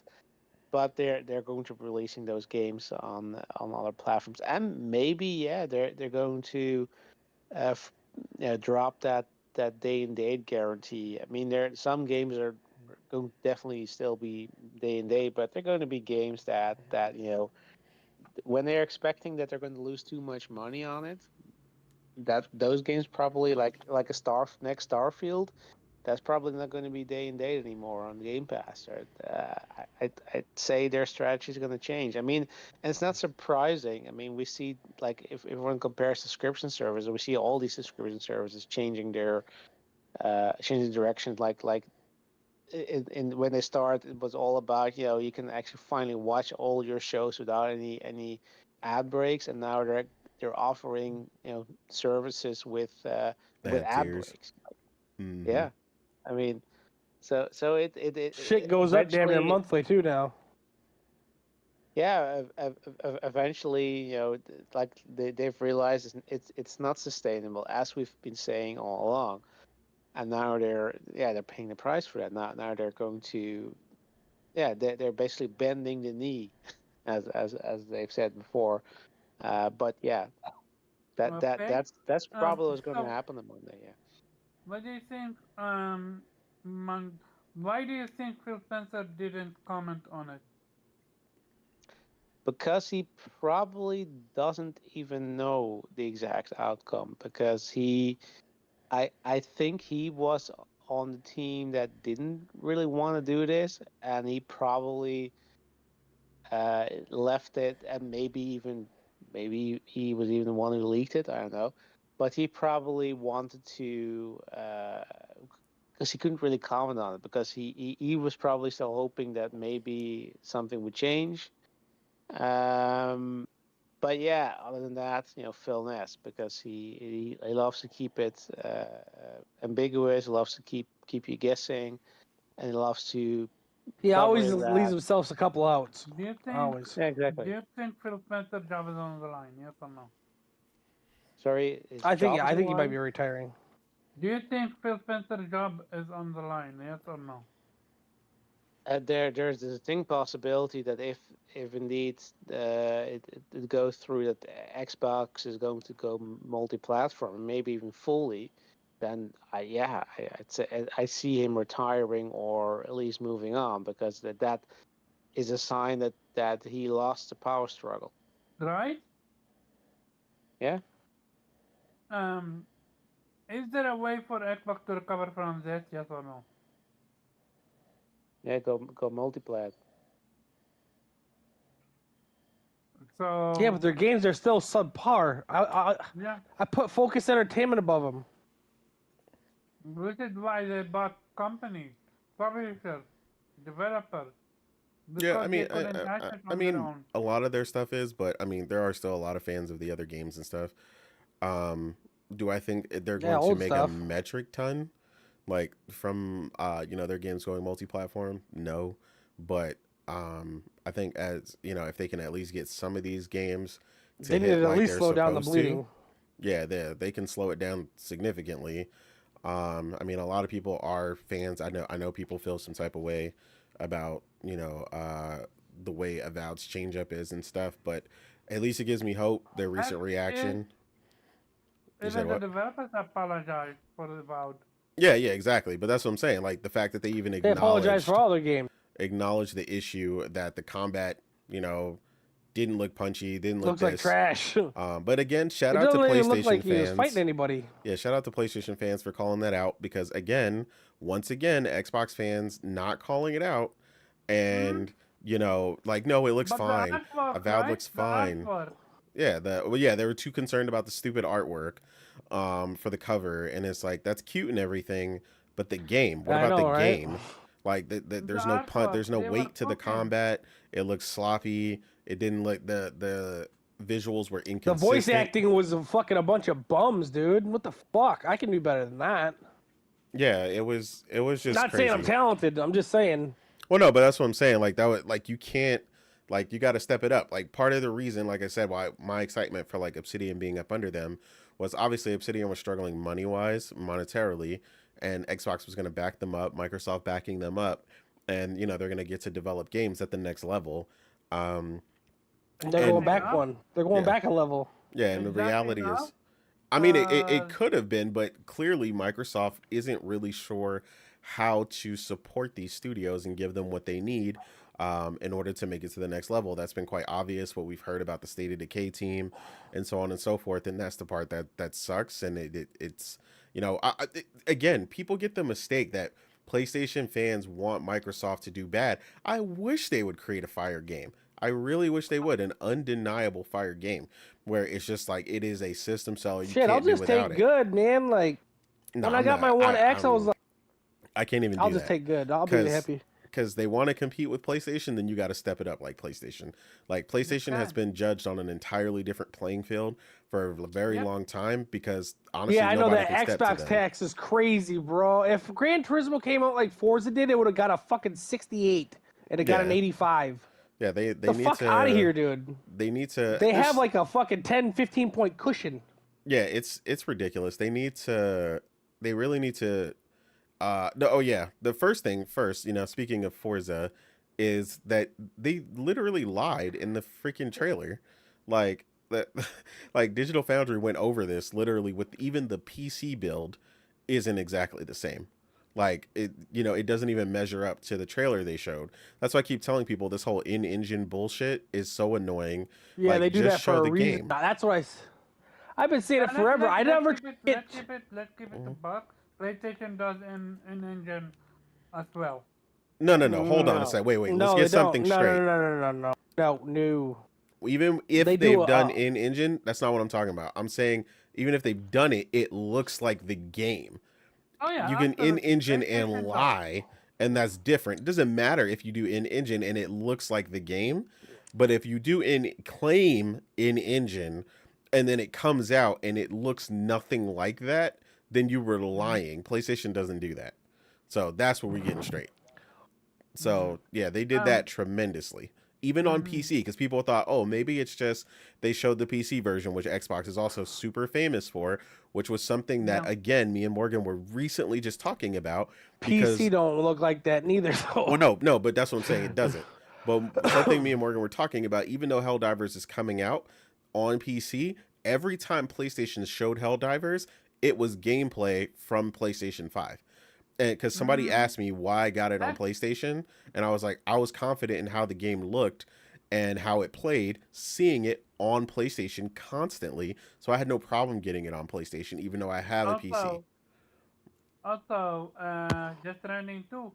Gameplay where Yeah, is PS5, exactly. PlayStation. And it looked And impressive, and it was beautiful. so I can't tell you how many Xbox games I've been excited for in the past, and then the shit comes out and it's the Wish Edition. Pretty much. It's a Maple pad. You know what I mean? Zarek, you here?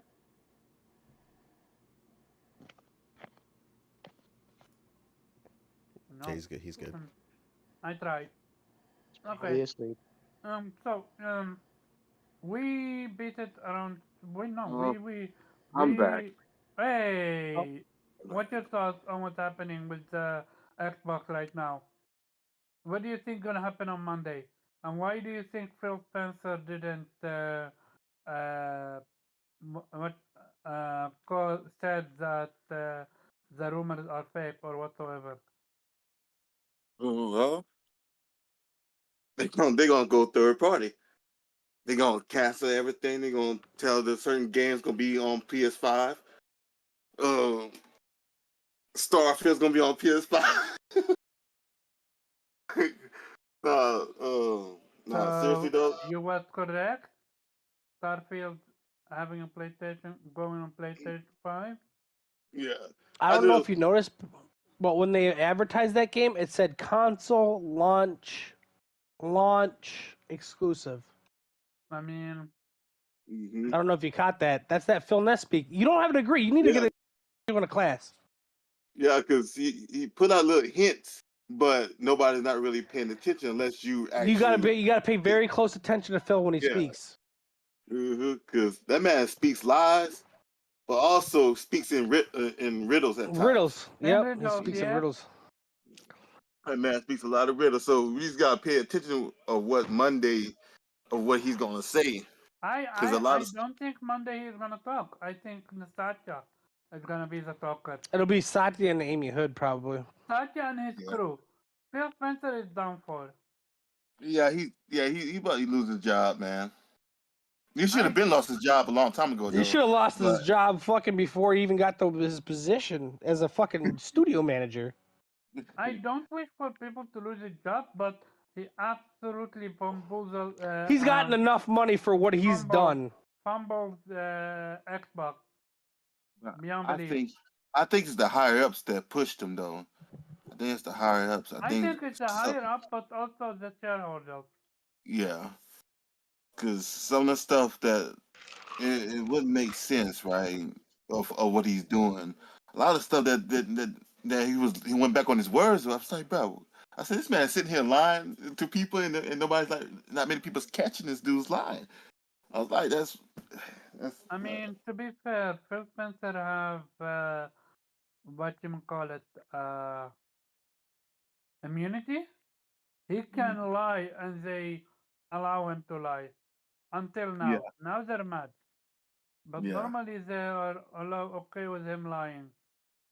Yeah. Yep. Remember so- when he said so many lies that we called him out on it, but hey, their fan base said plan change and all that jazz. Mhm.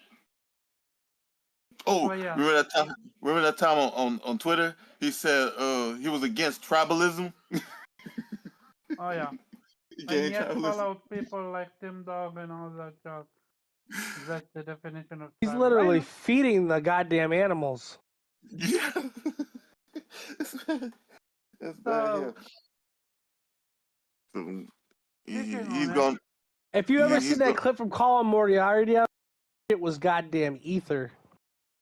I gotta This see shit that was clip. lit. Oh my god, he talks about it for like 2-3 minutes of the they're like, but you know what I don't see? You know, PlayStation does stupid shit too, but I don't see Shuhei Yoshida and fucking whoever Jim Ryan out there gassing them up. You know what I mean? They just keep their mouth shut. Shuhei They don't say nothing. Yeah, Shuhei stay gaming. He don't talk to people. He do his job. If you tag him with gaming stuff, he replies to you. Other than that, he keep it strictly gaming. He never once went fanboy. But on the other hand, Matt Booty, yeah. If I was Phil Spencer, I would have fired Matt Booty so quick. It would have been over for him because he is a disgrace to the company. The way he is behaving, like that disaster waiting to happen. They put him in charge because he ran Minecraft, a game that once it was built, fucking like they just sat and been there. They've launched 2 other things under the Microsoft banner, and they've been fucking utter failures. Hey. Yeah. And it's a game. It's like Tetris; it just keeps selling without doing nothing to it. You know what I mean? Well, That's right, at the end of the day, people, do you have anything else to say about this? About anything else we spoke about? Nope. They got an L. That's what I'm seeing. Then let's jump to the outro. Let's start with Nelson Gamer. Mr. Energy himself. Where people can find you? In your nightmares, bots. No, just kidding. I tried to warn you guys. I was friendly at first, but y'all just ignorant. I can't help you, bots. Been trying to tell them for years. I mean, the bots.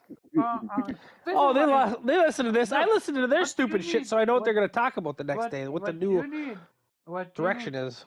What you need to learn is this: bots are gonna bot. They cap. They never serious. But they never have a thought of their own, man. They whatever the goddamn radio station tells them, that's what they go out and do. That's fucking that's Holocaust fucking shit right there. It scares the shit out of me. Yes. what you call it? This is a great um, um, Yakuza metaphor. If your boss tell you it's gray, the sky is black, or the sky is white, then the sky is black or white. End of the story. There is no but or it about it. Even if your boss is wrong, you don't even say he's wrong. You move on.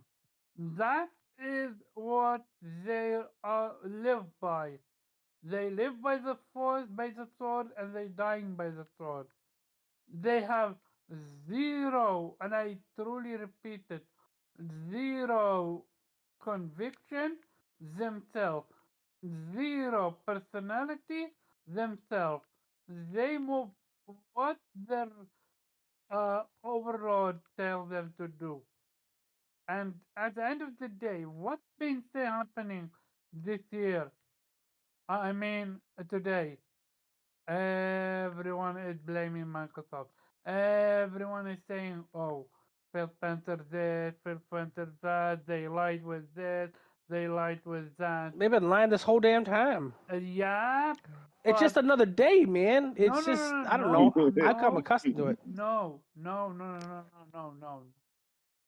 This is an actual, genuine civil war now. It's going to separate the hardcore that You wanna got to have an just army to have a war. wanna play games versus the corporate machine. Not gonna lie, the corporate machine, they stand no chance right now because their shit stinks so much, even them can't defend it. When Mister I love exclusive whenever I want come out and says you need to buy an Xbox, but for Horizon Zero Dawn going to PC, that's good for business. That's why you know you lost your. This is what's happening with Xbox. They lost their mainstream machine. Even they can't defend them no more. Jeff Grubb, Tom Warren, even Jeff Gordon. Like, nobody is able to defend them, and also nobody is able to provide information of what actually happened. What that tell me is that Microsoft is moving in such a way that even the biggest leakers, they have zero information on it, and it's shown, which is why the only true information that we have gotten that I truly believe is from Tom Warren. This is bigger than Xbox. Microsoft taking the lead, and that's what's happening. And with that being said, let's jump to the outro. Outro. Shout out to Morgan for killing me in that game. Yeah, I'm not gonna let that uh, let that go away. I'm gonna keep making it every single week. And if by next Monday, if by Monday we hear they're going multiplat, Morgan, you owe me I told you so. And yeah, Well, they're not going to necessarily say it like that, though. That's the we thing is will we're going to see. have more It doesn't we're going to have matter. more It questions than doesn't. answers. I promise you. Dude. The second hi-fi is on PlayStation. Morgan, I need to apologize. Well, It's that's already been clarified. So So, not apologize, but admit that I was right. No, yeah, but that we Nelson, already know that. That's where already confirmed. Nelson, where people can find you? Shut come through. Nelson Gaming 12 on Twitter and Nelson Gaming Culture podcast, which I ain't started and I probably ain't gonna start this year. Ain't no way in hell. You wanna start your own On podcast? YouTube. I want to, but I don't. That makes I sense. don't. It I cuts into don't. my gaming time, and I don't really want to invest in a computer right now. I just had like $7,000 worth of bills recently, so That'll yeah, do I'm it. not really looking at a whole lot right now. I got my car, my freaking engine locked up. And I only had like 100. I just bought it last year, and it only had 140K on it. So I see. it's junk. I was Miss pissed. I just got Mister tires and rotors on it and spent $1,300 on it last month too. It was pretty Mister pissed. Infinite himself, where people can find you. We. You can find me on my PlayStation playing Infinite Wealth. But otherwise, you can find me shooting shit on Twitter as the Weep Sheriff at Infinite Rhizome, and of course, Otter Nation. Outer Other nation. donation it is. Um. Oh, I'm gonna say that later. The rap, you here? Yep. Hey, where people can find you? You'll find me on Twitter or X at Wreckage We don't say 89. that name. No, no, no, no, no. Take that back. We have a policy here. We hate this shit more than Xbox. We don't say that shit here. Go ahead. Repeat it. Alright. Alright. You'll find me on Twitter at rec underscore age Uh, 89. why do you say it like that? Huh? Why do you say it like that? Twitter. Twitter. I don't know. Mm, It's just the way I like to see it. I don't you know. gotta add that pizzazz to it, you know. And then you'll find me on PSN. Not right now though, but on Raphael underscore C 1989.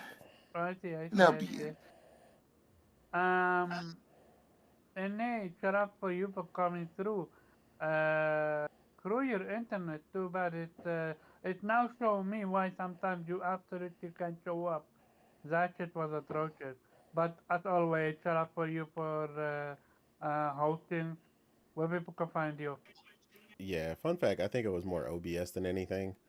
I was having a heart attack, so Mm. um but yeah, the real innate on Twitter, and since we didn't get to the topic because that last topic went on too long, you can Oh, find me which playing one? JRPGs, because they are thriving in 2024, and they are here to stay, especially turn-based JRPGs for all the haters out there who haven't played them and don't know what they're talking about. Shout out to Infinite and Persona one more time for a million plus. I You're hope they loving sell five plus Persona, eh? million. Yep, Persona 3 has been absolutely amazing. And there's a reason Even they're though you talking about played it more of them. before, I've that's played the it same before. thing. Yeah, I've played Persona 3 Portable, and the glow up for this game is phenomenal. I thought that they would just make it, Persona 5, reiterated into this game, but they did their own thing. The quality of life improvements and everything, like I said, have just all been really great. And there are a ton more coming this year, along with Metaphor also coming from Atlas. So yeah, look forward to the year of the JRPG, and I'm all about it. I see, Yep. I see, I see, I see. Facts. Shout out for Morgan also for coming through, even though it was in chat only. Chill Bandit. And don't ever run her on PlayStation unless you want her to kill you. In video game, of course. Yeah, I'm never letting this one go. Like I am that surprised he killed me. As for me, people can find me as a carb underscore job on Twitter and Vitamin G podcast every Monday 8 p.m. Eastern Standard Time. Make sure to tune in for this one, cause boy oh boy. Well, it's gonna be Uh, you guys are gonna have it after the Xbox event, so Oh, I want to yeah, put something in the Discord for you guys, and I want you to watch it because it's a Xbox podcast with King David, where he was like, or they were like, well, these guys are just used to getting lied to on PlayStation. I'm like, oh my god, we are not. I don't care. I don't care about Team David though. He's the I one know that it. It's just fucking missing. crazy. I'm not. He's the one that's missing out. Like, look, when you look at a game In like the head. when you look at a game like Spider-Man 2 and say mid, when you look at Horizon Forbidden West and say mid, and then you play Sea of Thieves, and then you play all the games, then I'm not gonna be Grounded able to take. and I'm fucking not. I'm not gonna be Redfall able to and take you seriously. It's that simple. I Also, mean, I'm I've not been at gonna that point with them. entertain you. I'm not gonna entertain you. Like giving you energy out of my day is just not worth it. But yeah, like you said, Otter Nation, peace.